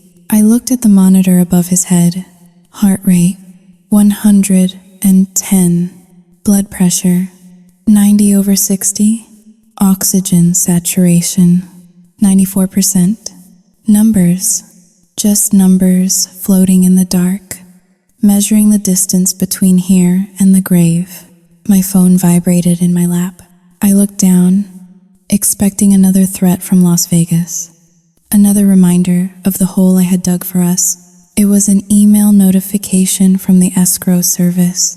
Transaction complete. Funds released. I unlocked the phone and opened the banking app. The balance refreshed. $8,402.16. I stared at the screen. The comma, the zeros. It was real. The money was there. We were rich. I could pay off the loan shark today. I could pay off the mortgage. I could buy a villa in Tuscany and disappear. I looked up at Mark. I looked at the dark bruising blooming across his ribs where they had cracked his chest open to stop the bleeding. I looked at the bag of urine hanging off the side of the bed, dark with blood and sediment. We traded this, I thought. We traded his blood for pixels on a screen. A wave of nausea rolled over me, so violent I had to close my eyes. I felt dirty. I felt like I was covered in a film of grease that no amount of scrubbing would ever remove. I had pushed him to this. I had whispered in his ear. I had used his trauma to fuel my own salvation. I needed air, the recycled atmosphere of the intensive care unit, smelling of iodine and despair, was choking me. I stood up, my legs trembling. I leaned over the rail and kissed Mark on the forehead. His skin was fever hot and smelled of chemicals. I will be right back, I whispered to him, though I knew he could not hear me. I just need to. Saoting Haling. 2 hashes greater than I need to find the manager. I walked out of the cubicle, past the nurse's station, where the staff avoided making eye contact with me. They knew. Everyone knew. The surgery had been a disaster. A butchery performed by a man who cared more about his client's schedule than his patient's anatomy. I walked down the long, sterile corridor, my heels clicking on the linoleum. I did not head toward the elevators to leave. I headed toward the East Wing. The East Wing was where the very important person suites were located. It was a different world, separated from the commoners in the intensive care unit by double glass doors and a security guard who looked more like a Secret Service agent. I approached the desk. The guard looked up, his expression bored but firm. "Name?" he asked. Chloe Sterling. I said, I am here to see Arthur Sterling. I am his daughter-in-law. He checked a list on his clipboard. He frowned. Mr. Sterling is in recovery. No visitors. I am not a visitor. I said, my voice rising. My husband is the donor. My husband is currently in a coma in the intensive care unit because of the organ sitting inside Mr. Sterling's body. If you do not let me in, I will start screaming, and I will not stop screaming until every reporter in Chicago is standing in this lobby. The guard hesitated. He looked at my eyes. He saw the madness there, the desperation of a woman who had nothing left to lose. He picked up the phone and whispered something. He listened, then nodded. Room 401, he said, buzzing the door open. Make it quick. I walked through the doors into the east wing. The air changed immediately. It was cooler, fresher. There was no smell of bleach here. The hallway was carpeted, muffling my footsteps. There were paintings of sailboats and sunsets on the walls. Room 401 was at the end of the hall. The door was heavy, mahogany. Not the flimsy laminate of the intensive care unit. It was slightly ajar. I stopped just outside the door. I intended to barge in, to rage, to throw things, but then I heard a voice. It was weak, raspy, but unmistakably alive. It was Arthur. Sao Yu Ting Hao Ling. Katu, yes. Jeffrey, I can feel it. It feels. Sao Yu Ting Hao Lin. 2. Varm. I froze. He was awake. Mark was in a coma, fighting for every breath, and Arthur was awake and talking on the phone. I pressed my back against the wall, listening. The doctor says the enzymes are already normalizing, Arthur said. He sounded breathless, but triumphant. It is working better than the last one. Young blood. Jeffrey, there is nothing like it. A pause. What? No. Do not be an idiot. Transfer the funds to the offshore entity. We need to shield the assets in case. Sao Yu Ting Hao Ling. 2 hash is greater than well. In case of complications.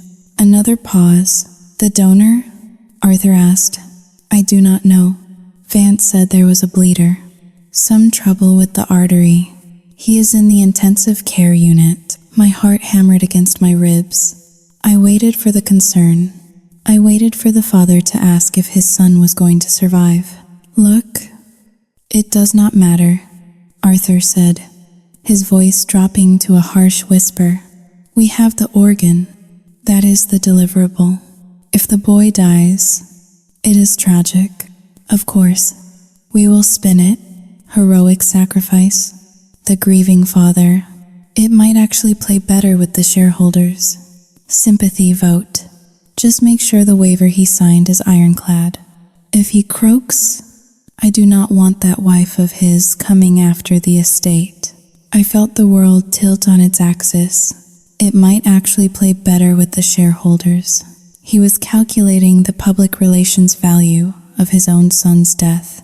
He was not just indifferent. He was monetizing the tragedy before the body was even cold. Something inside me snapped. It was not a loud snap. It was the quiet, final breaking of the last tether that held me to civilized behavior. I pushed the door open. The room was expansive, looking more like a hotel suite at the Ritz-Carlton than a hospital room. There were vases of white roses on every surface. A large flat-screen television was playing the Consumer News and Business channel on mute. Through the floor-to-ceiling windows, the Chicago skyline glittered in the twilight. Arthur lay in the center of a wide, comfortable bed. He was propped up by 4 fluffy pillows. He still looked yellow, but the gray pallor of death was gone. His eyes were open, alert, scanning the room with that familiar predatory glint. He was holding a cell phone to his ear. When he saw me, He did not jump. He did not look guilty. He just looked annoyed, like I was a maid who had entered without knocking. "I will call you back." "Jeffrey," Arthur said. He lowered the phone and looked at me. "Chloe," he said, "you look terrible. Have you slept?" I walked to the foot of the bed. My hands were shaking, but not from fear. From a rage so pure it felt like white heat in my veins. "You knew," I said. My voice was low, trembling. Arthur raised an eyebrow. "I knew what?" "You knew about the artery," I said. "You knew about the risk," the nurse told me. Dr. Vance wanted to call in a specialist. He wanted to wait, but you told him no. You told him you did not have time. Arthur Seahill. He reached for a glass of water on the bedside table. His hand steady. He took a sip, swallowing with evident satisfaction. "Dr. Vance is a cautious man," Arthur said calmly. "Sometimes, in business and in medicine, caution is a liability." I made an executive decision. "You made a decision to kill your son." I hissed. "He is on a ventilator." "Arthur, he might not wake up. He bled out on that table so you could sit here and drink water." Arthur set the glass down. His expression hardened. The mask of the frail old man dropped, revealing the tyrant beneath. "He is not dead. Chloe, stop being dramatic. He is young. He will recover. And if he does not, Saud Singh Haling, Tuhash is greater than well. He died doing something useful for once in his life." I stared at him, unable to comprehend the magnitude of his narcissism. "Useful?" I whispered. "He is your son. He was an investment that finally paid off." Arthur corrected. "Do not look at me with that moral superiority. You took the money, did you not?" I flinched. I saw the notification. Arthur said, a cruel smile playing on his lips. $8 million. You did not return it. You did not tear up the check. You watched your husband sign the papers, and you walked him to the slaughterhouse because you wanted the payout just as much as I wanted the liver. He leaned forward, wincing slightly from the pain of his incision, but his eyes locked onto mine. "We are partners. Chloe, you sold him. I bought him. Do not come in here and pretend you are the victim. You are just the broker." I lunged. I did not think about it. I just moved. I grabbed the heavy glass vase of roses from the bedside table and swung it. Arthur's eyes widened in genuine shock. He tried to raise his arm, but he was too slow, too weak from the surgery. The vase smashed into the wall, inches from his head, shattering into 1,000 diamonds of glass and water. Roses scattered across the silk sheets like blood spatter. Arthur let out a yelp of fear, shrinking back into his pillows. "You are insane," he shouted, reaching for the call button. "Security." I did not stop. I grabbed the pitcher of water. I grabbed the tray of food. I swept everything off the table, creating a cacophony of destruction.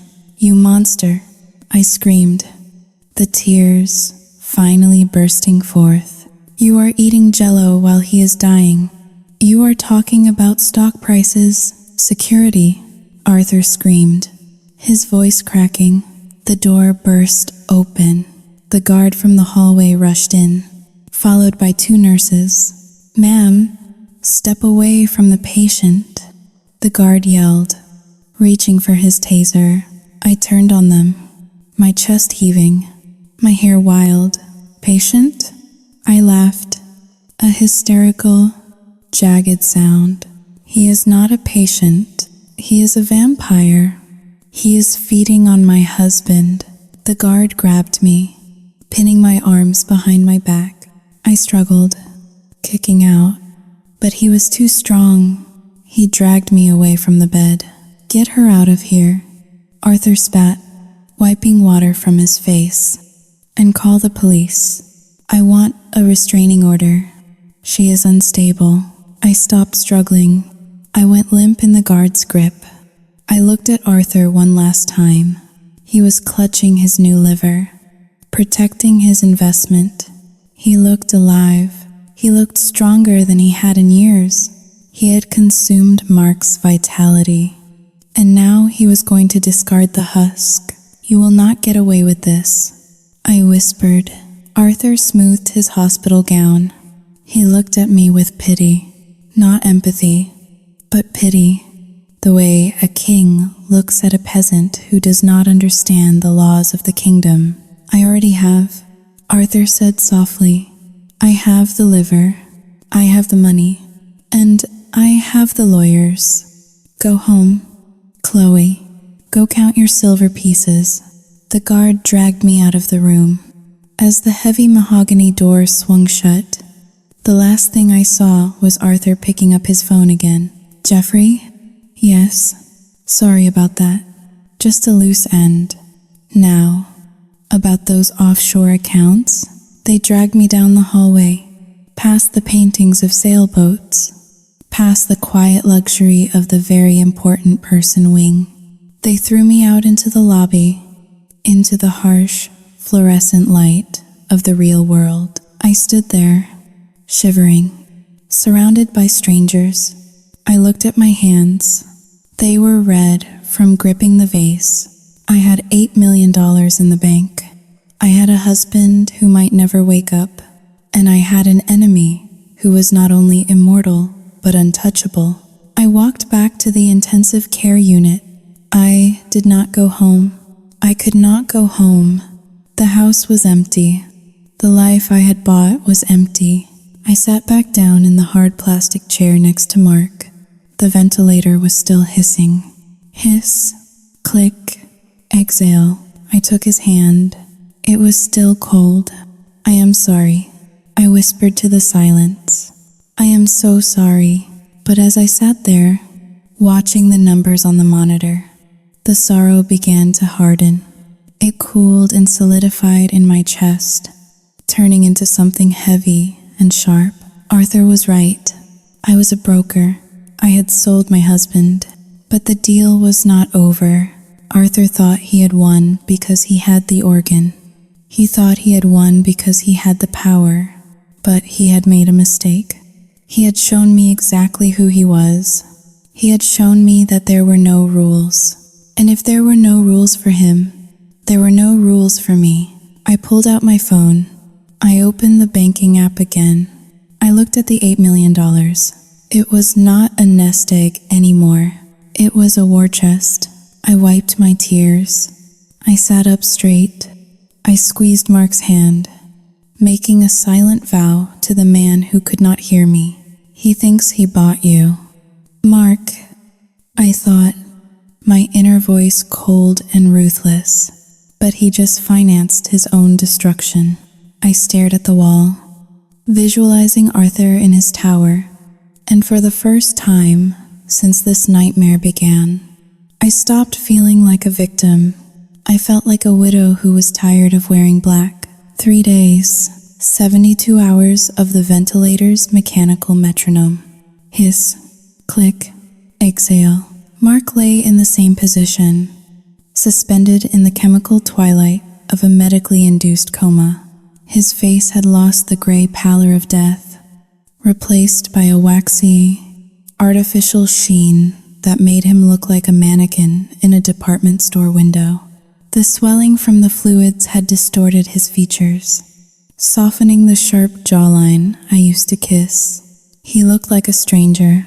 Outside the glass walls of the intensive care unit, the world had not stopped. In fact, it had accelerated.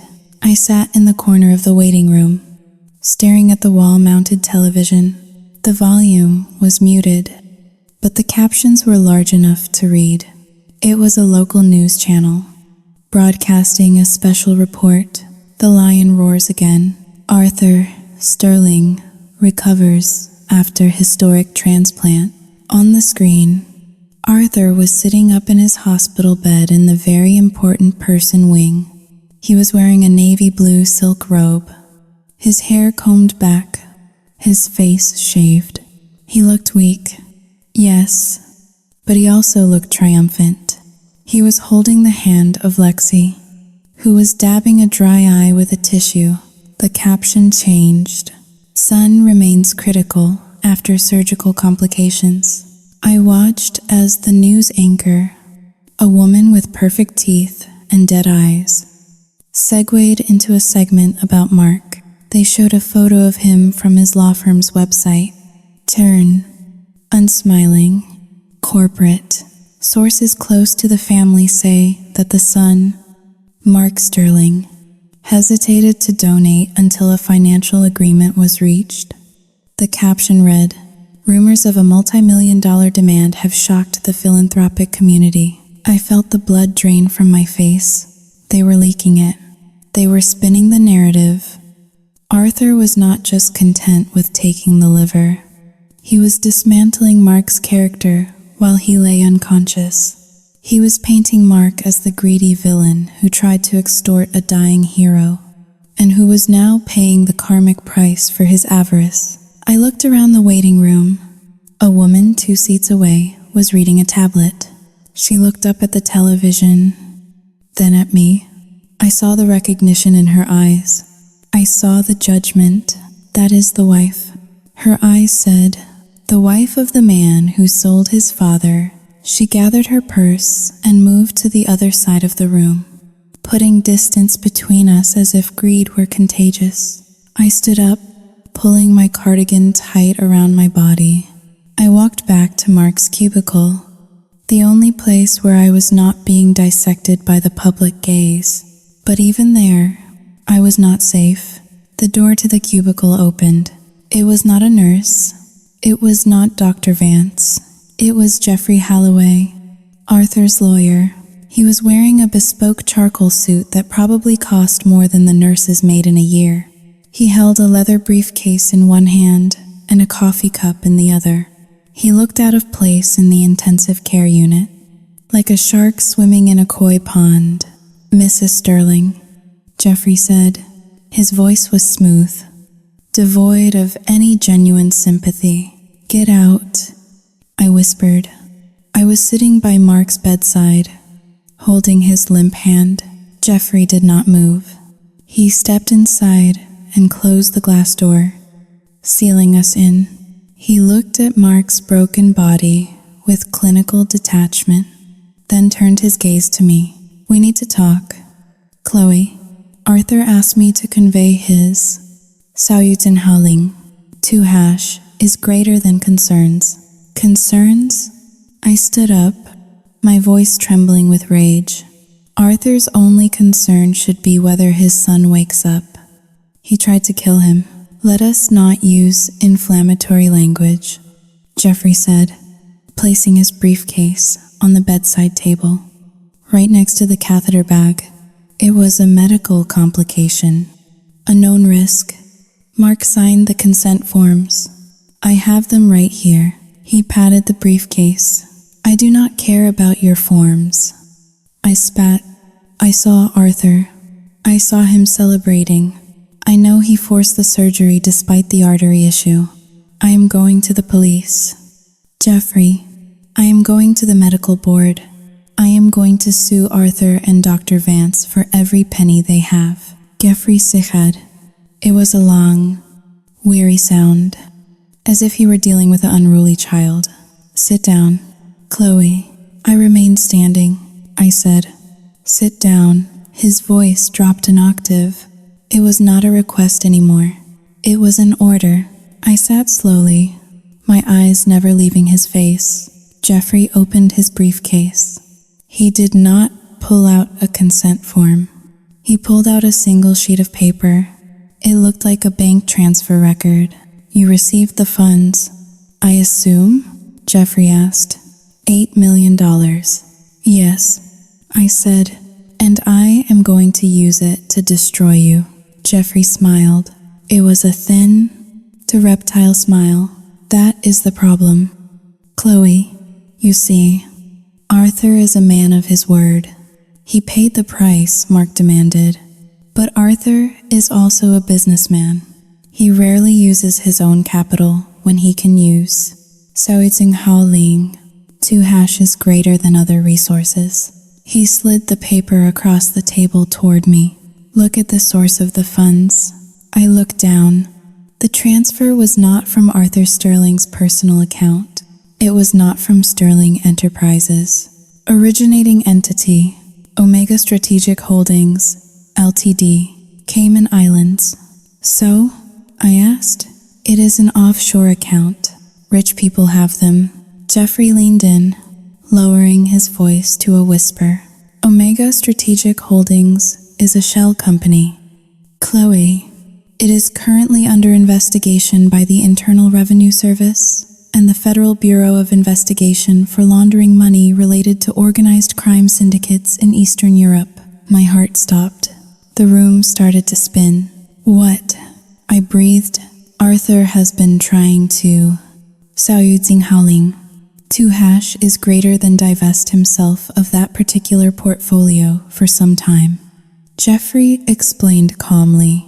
It was toxic, dirty money. He needed a way to move a large sum out of the account without raising red flags with his own auditors. He pointed a manicured finger at Mark's unconscious face. Then came Mark, a desperate, greedy young man demanding a massive cash payout.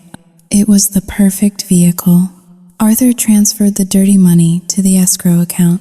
Mark accepted it. Mark signed for it. I stared at him, horror dawning on me like a cold sun. You, Xiaoying Haoling. 2# is greater than you set him up. We facilitated a transaction. Jeffrey corrected. Mark is now the beneficiary of $8 million of laundered funds. In the eyes of the federal government, he is not a victim. He is an accomplice. He is the endpoint of a criminal conspiracy. I felt like I was going to vomit. I looked at the monitor beeping steadily above Mark's head. If you go to the police, Jeffrey continued, his voice soft and deadly, or if you file a lawsuit, or if you speak to a single reporter about the artery, Xiaoying Haoling, 2# is greater than the investigation into Omega Strategic Holdings will suddenly accelerate. The Federal Bureau of Investigation will trace the money to Mark's account, but he did not know. I cried. Ignorance is not a defense in federal court when you are a lawyer who demanded an untraceable cash payment. Jeffrey said, they will see a son who blackmailed his father and took dirty money to do it. Mark will go to prison. Chloe, for 20 years. If he wakes up, he goes to a cell. And me? I whispered. You? Jeffrey chuckled. You are his wife. You knew about the deal. You share the bank accounts. You are a co-conspirator. You will go to a federal prison for women, and your assets will be seized. The house, the cars, the $8 million. Xiaoying Haoling, 2# is greater than everything. I slumped back in the chair. I felt paralyzed. It was a trap, a perfect Stelyov trap. Arthur had not just bought a liver, he had bought an insurance policy. By paying us with dirty money, he had ensured our silence forever. What do you want? I asked, my voice broken. We want peace, Jeffrey said. He reached into his briefcase again and pulled out a new document, a non-disclosure agreement. Thick, comprehensive. You will sign this, Jeffrey said. It states that you are satisfied with the medical care. It states that Mark suffered an unfortunate but natural complication. It forbids you from ever discussing the financial terms of the donation. And if I do not, Jeffrey looked at Mark. Then we make an anonymous tip to the Federal Bureau of Investigation tomorrow morning. And Arthur? He will claim he was extorted by a criminal son. He will play the victim again, and he will win again, because he is Arthur Sterling, and you are Xiaoying Haoling. 2# is greater than nobody. I looked at the pen Jeffrey placed on the table. It was a Mont Blanc, heavy, black. I looked at Mark. He was defenseless. He had fought his father and lost. Now, he was sleeping through his own destruction. If I signed, we kept the money. We kept our freedom, but we lost our souls. We became permanent slaves to Arthur's narrative. If I refused, we lost everything. I realized then that the public fallout was not just about reputation. It was about erasure. Arthur was erasing us. He was rewriting reality to suit his needs. And I was the editor he was forcing to hold the red pen. Is he going to wake up? I asked, my voice barely audible. Dr. Vance is optimistic, Jeffrey said, though, given his reduced liver function and the hypoxia, Saoyuting Haoling, 2# is greater than. He may never be quite the same. He will need care. Expensive care. He tapped the paper. The $8 million will come in handy for the nursing bills. Chloe, the threat was implicit. You need this dirty money to keep your vegetable husband alive. I reached out and took the pen. My hand was shaking so badly I could barely hold it. I hate you, I whispered. The feeling is immaterial, Jeffrey said. The signature is what counts. I pressed the pen to the paper. I signed my name, Chloe Sterling, with each stroke of the pen. I felt something inside me die. The hope of justice, the fantasy of revenge. It all dissolved into ink. Jeffrey took the paper. He checked the signature, nodded, and placed it back in his briefcase. Wise choice, he said. He stood up and buttoned his jacket. Arthur sends his regards. Jeffrey said, he is planning a gala for his foundation next month, a celebration of his recovery. He hopes Mark will be awake by then. It would look good for the cameras. He walked out. I sat there in the silence, listening to the hiss click of the machine. I had the money. I had the secrets. But I realized now that the money was not a leash. I looked at my phone. The balance was still there. $8,402.16. It was not a fortune. It was the price of our silence. I leaned forward and rested my head on the mattress next to Mark's hand. I wept, not loud, sobbing tears, but hot, silent tears of shame. The world outside thought Mark was a greedy villain. The law thought he was a criminal, and his father thought he was a spare part. And me? I was the woman who had signed the receipt. Mark woke up on a Tuesday, 4 days after the surgery. It was not like in the movies where the patient's eyes flutter open and they whisper a profound realization. It was a slow, agonizing crawl out of the abyss. He thrashed. He gagged on the intubation tube.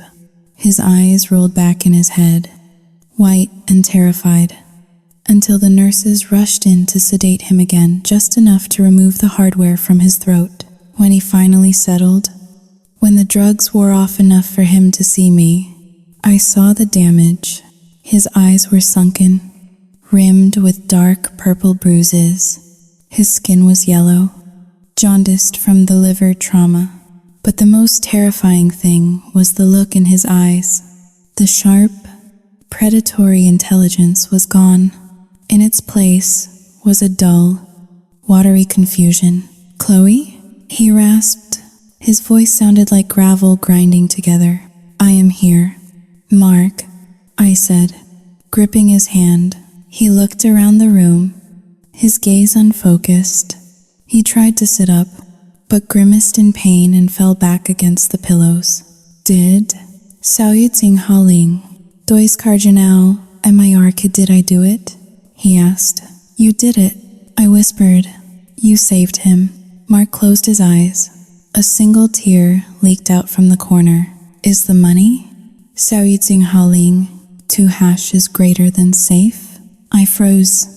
even in his delirium, even after nearly dying. The money was his anchor. It was the only thing that gave this nightmare meaning. It is safe, I said. It is in the account. Good. He breathed. We won. I looked at him, feeling a knife twist in my gut. We did not win. Mark, we lost everything. The next week was a blur of medical indignities. Mark had to learn how to sit up without fainting.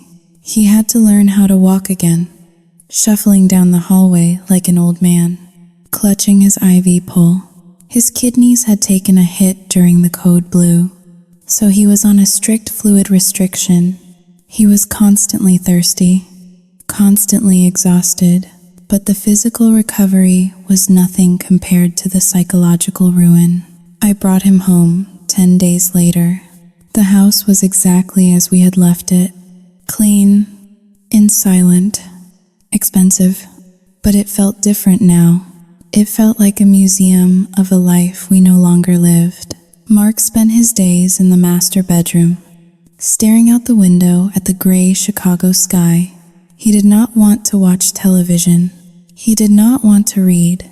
He just sat there, brooding, letting the darkness fester.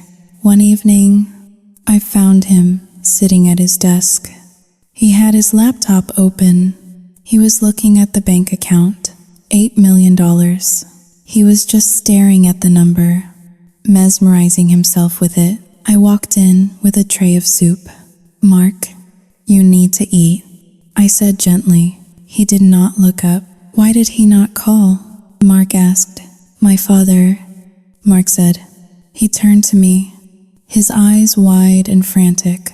It has been 2 weeks. Chloe, I gave him a piece of my body. I almost died. Why has he not called to say thank you? I set the tray down. I could not tell him the truth. I could not tell him that Arthur viewed him as a discardable resource. I could not tell him about the money laundering or the threats. Not yet. He was too weak. He is recovering too. Mark, I lead. He is probably Saoyuting Haoling. Too busy. Busy? Mark laughed. A high, brittle sound. He is alive because of me. He should be crawling on his hands and knees to thank me. He slammed the laptop shut. He thinks he bought me off. Mark spat. He thinks the money settles the score. It does. Does it not? I asked softly. That was the deal. Mark looked at me with sudden clarity. No? Chloe, the money was the price of admission. The respect, Saoyuting Haoling. 2# is greater than the respect was supposed to come after. He stood up, swaying slightly. He walked to the mirror and lifted his shirt. A jagged, angry scar ran from his sternum to his right hip. It was still red and swollen, held together by staples that looked like train tracks. Look at this, Mark whispered, tracing the scar. I am mutilated. And for what? For a check? He turned to me, his face crumbling. I sold myself. Chloe, I am a whore. Just like he always said. I could not take it anymore. The guilt was a physical weight on my chest, crushing my lungs. I walked over to him and wrapped my arms around his waist, burying my face in his shoulder. No, Mark, it is not your fault. It is mine. He stiffened. What do you mean? I pulled back, looking into his eyes. I had to confess. I had to lance the boil before the infection killed us both. I pushed you. I sobbed. When you were wavering, Saoyuting Haoling. 2# is greater than when you wanted to back out. Saoyuting Haoling. 2# is greater than I pushed you. Because of the money, Mark looked confused. Why? We were doing okay. We had debt. Sure. But Saoyuting Haoling. Jinghao Dayu. No. Mark, I had debt. I told him everything. I told him about the online gambling, The $85,000. The threats from Vegas. The text messages. I told him how I had met his Aunt Sarah, how she had warned me about Arthur letting his mother die, and how I had kept it a secret because I was terrified of the loan sharks. I sent you into that room because I needed the cash to save myself. I whispered, tears streaming down my face. I am the monster. Mark, not just Arthur. Me. Mark stared at me. He did not speak. He did not blink. He just looked at me as if he were seeing me for the first time. I waited for him to scream. I waited for him to hit me. I waited for him to tell me to get out, but he did not. He walked over to the bed and sat down heavily. He put his head in his hands. So it was all a lie, he said, his voice muffled. You did not believe in me. You were just using me. Saoiting Haling. Tuhash is greater than I love you. Mark, I was scared. Scared? Mark repeated. He looked up. His eyes were dry. There was no anger in them, just a profound, empty desolation. We are perfect for each other. Chloe, he said quietly, you are a liar. I am a sellout, and my father is a murderer. What a beautiful family. He lay back on the pillows and stared at the ceiling. Get out, he said. Mark, please, get out, he roared, grabbing a glass of water from the nightstand and throwing it against the wall. It shattered, soaking the expensive wallpaper. I ran out of the room. I ran downstairs and collapsed on the sofa in the living room. I lay there for hours in the dark. The house felt huge and cold. I had confessed, hoping for forgiveness, but instead, I had just confirmed that our entire marriage was built on a foundation of sand and deceit. Sometime around midnight, I heard footsteps upstairs. Slow, dragging footsteps. Mark came down the stairs.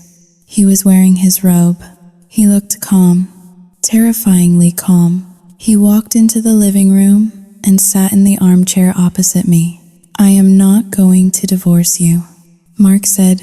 I sat up, wiping my face. You are not? No, he said, because if I divorce you, Arthur wins. He destroys us separately. He leaned forward, the shadows hiding his eyes. I checked the news. Chloe, while you were downstairs, my heart skipped a beat. I saw the reports. Mark said, they are saying I extorted him. They are saying I am the villain. And I saw the gala announcement. The gala, the rebirth celebration Arthur was hosting next week. He is throwing a party, Mark said softly, to celebrate his new life, my life. He stood up and walked to the window, looking out at the dark street. You know what, Chloe? He asked. You were right. You pushed me because you were desperate. I did it because I was greedy. We are both guilty. He turned back to me. But Arthur is the architect. He designed this whole hell. He set us up. He laundered the money. He risked my life. And now he is dancing on my grave. Mark walked over to the fireplace. He picked up a poker, weighing it in his hand. I am not going to let him win. Mark said, what are you going to do? I asked, fear creeping back into my throat. Mark looked at me. A smile touched his lips. It was not the smile of the man I married. It was the smile of someone who had looked into the abyss and decided to jump in head first. We have $8 million, Chloe, and we have nothing left to lose. He dropped the poker. It clattered loudly on the hearth. Get dressed, Mark said. We have a party to crash. He walked past me, heading for the kitchen. Where are you going? I asked. To call the Federal Bureau of Investigation. Mark said. I froze. Mark, Jeffrey said. Saoiting Hao Ling. 2# is greater than Jeffrey said you would go to prison. The money is dirty. You signed the papers. I know, Mark said, stopping in the doorway. He did not look back. I know I am going to prison. Chloe, that is the point. He turned his head slightly, his profile sharp in the moonlight. I am going to take him down with me. I am going to be the suicide bomber at his party. I will admit to the laundering. I will admit to the extortion. And in doing so, I will expose his entire offshore network. But, Cao Yu Jing Hao Ling, 2# is greater than you will lose everything. I stammered. Your career, your freedom, I lost those the moment I signed that contract. Mark said, the only thing I have left is my rage, and I am going to use it to burn his house down. He walked into the kitchen. I heard him dialing the phone. I sat there in the dark, trembling.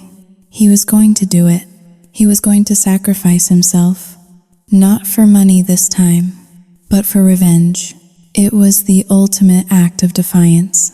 And as I listened to his voice, calm and steady, speaking to a federal agent on the other end of the line, I realized that my husband had not survived the surgery. The man who came back was a ghost, fueled by hate, seeking only to haunt the man who killed him.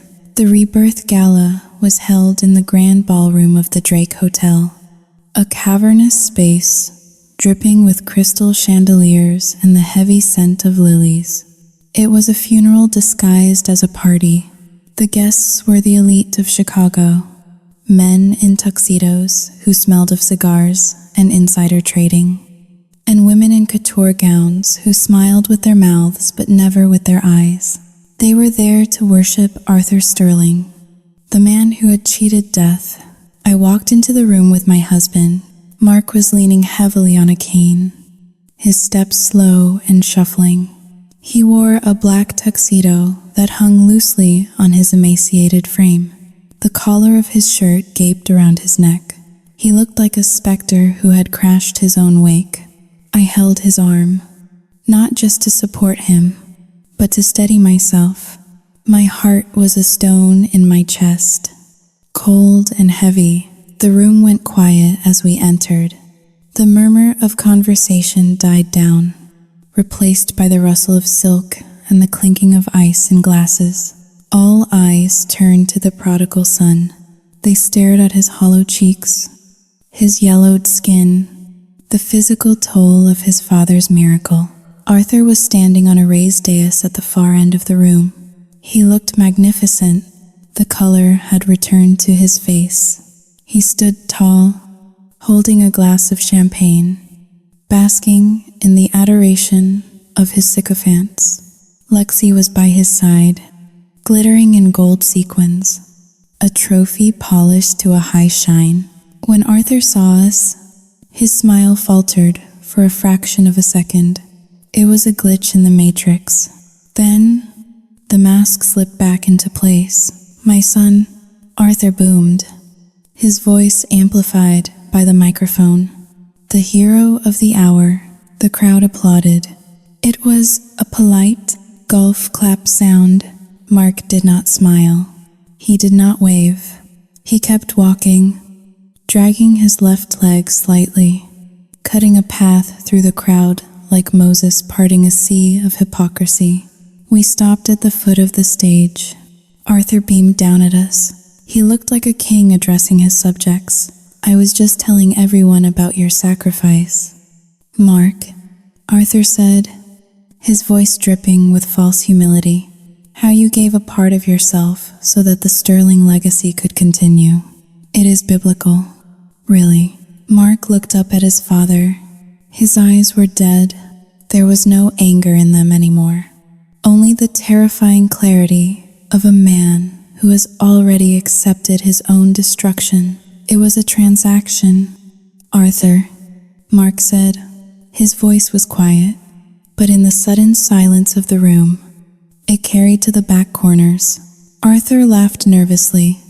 Mark, you are being modest. Come up here. Let us take a picture. Mark shook his head. I am not here for a picture.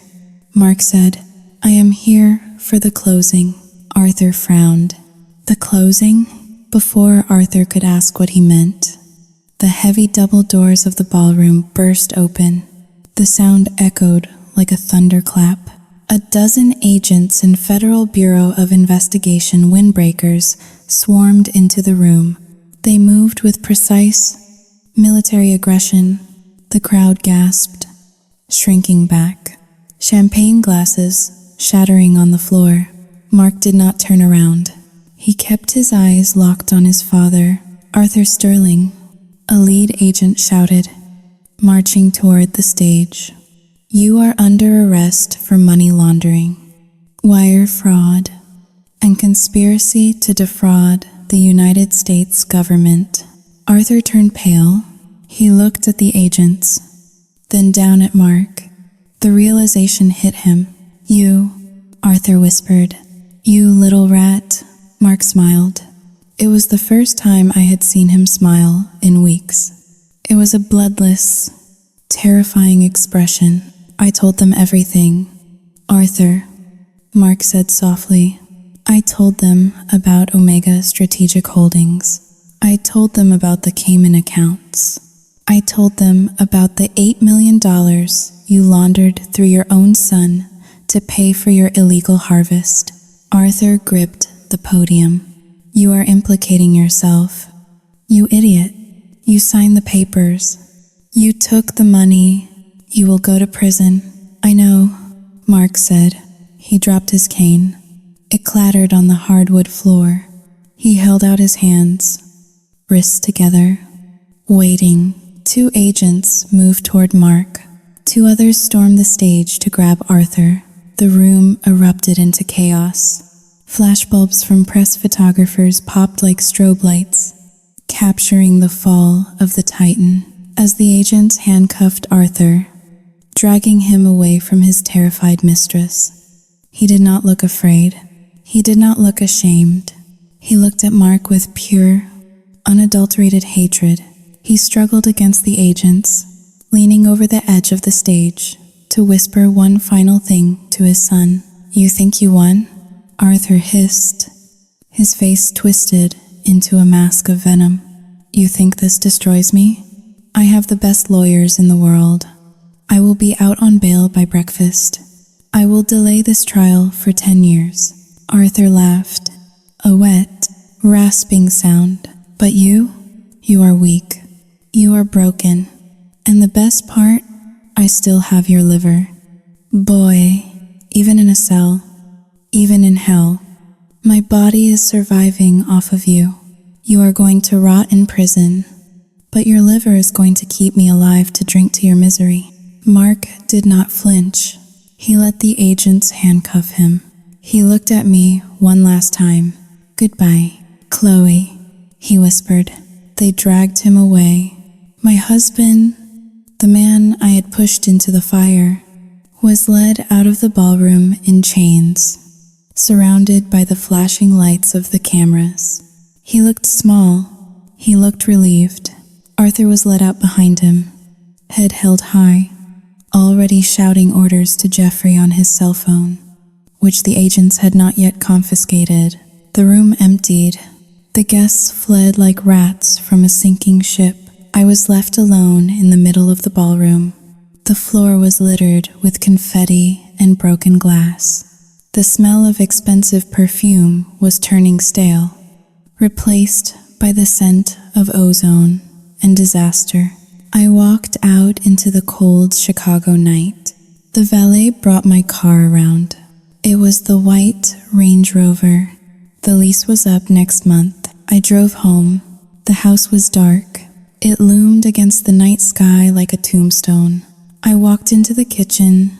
On the island, sitting next to the fruit bowl, was a large manila envelope. Mark must have left it there before we went to the party. I opened it. Inside were divorce papers, signed by Mark, and a note, Chloe. By the time you read this, I will be in custody. Since I am pleading guilty to all charges, the government will seize my assets. They will take the accounts. They will take the house. But they cannot take you down with me if we are no longer married. I backdated the separation agreement to 6 months ago. Jeffrey might try to fight it, but it should hold up. This protects you from the seizure. It protects you from being charged as a co-conspirator. You are free. Do not visit me. I do not want you to see me die in a cage. I lowered the paper. My hands were trembling. He had saved me. In his final act of kamikaze revenge, he had carved out a life raft for me. I looked around the kitchen, the granite countertops, the stainless steel appliances, the life I had wanted so desperately. It was all gone. The Federal Bureau of Investigation would be here in the morning to inventory the house. I had to leave. My phone buzzed in my pocket. I pulled it out. It was a text message. Not from Mark, not from Arthur. It was from the number in Las Vegas. We saw the news. Chloe, tough break about the husband, but the arrest does not change the principle. You still owe us $85,000, plus interest. The grace period is over. I stared at the screen. I laughed. It was a dry, choking sound that scraped my throat. I was free of Mark. I was free of Arthur, but I was not free. I sat down on the cold floor of the empty kitchen. I looked at the divorce papers in one hand and the phone in the other. Arthur was right. He had won. He was alive, swimming in the blood of his son, likely to die of old age in a minimum security facility with a private chef.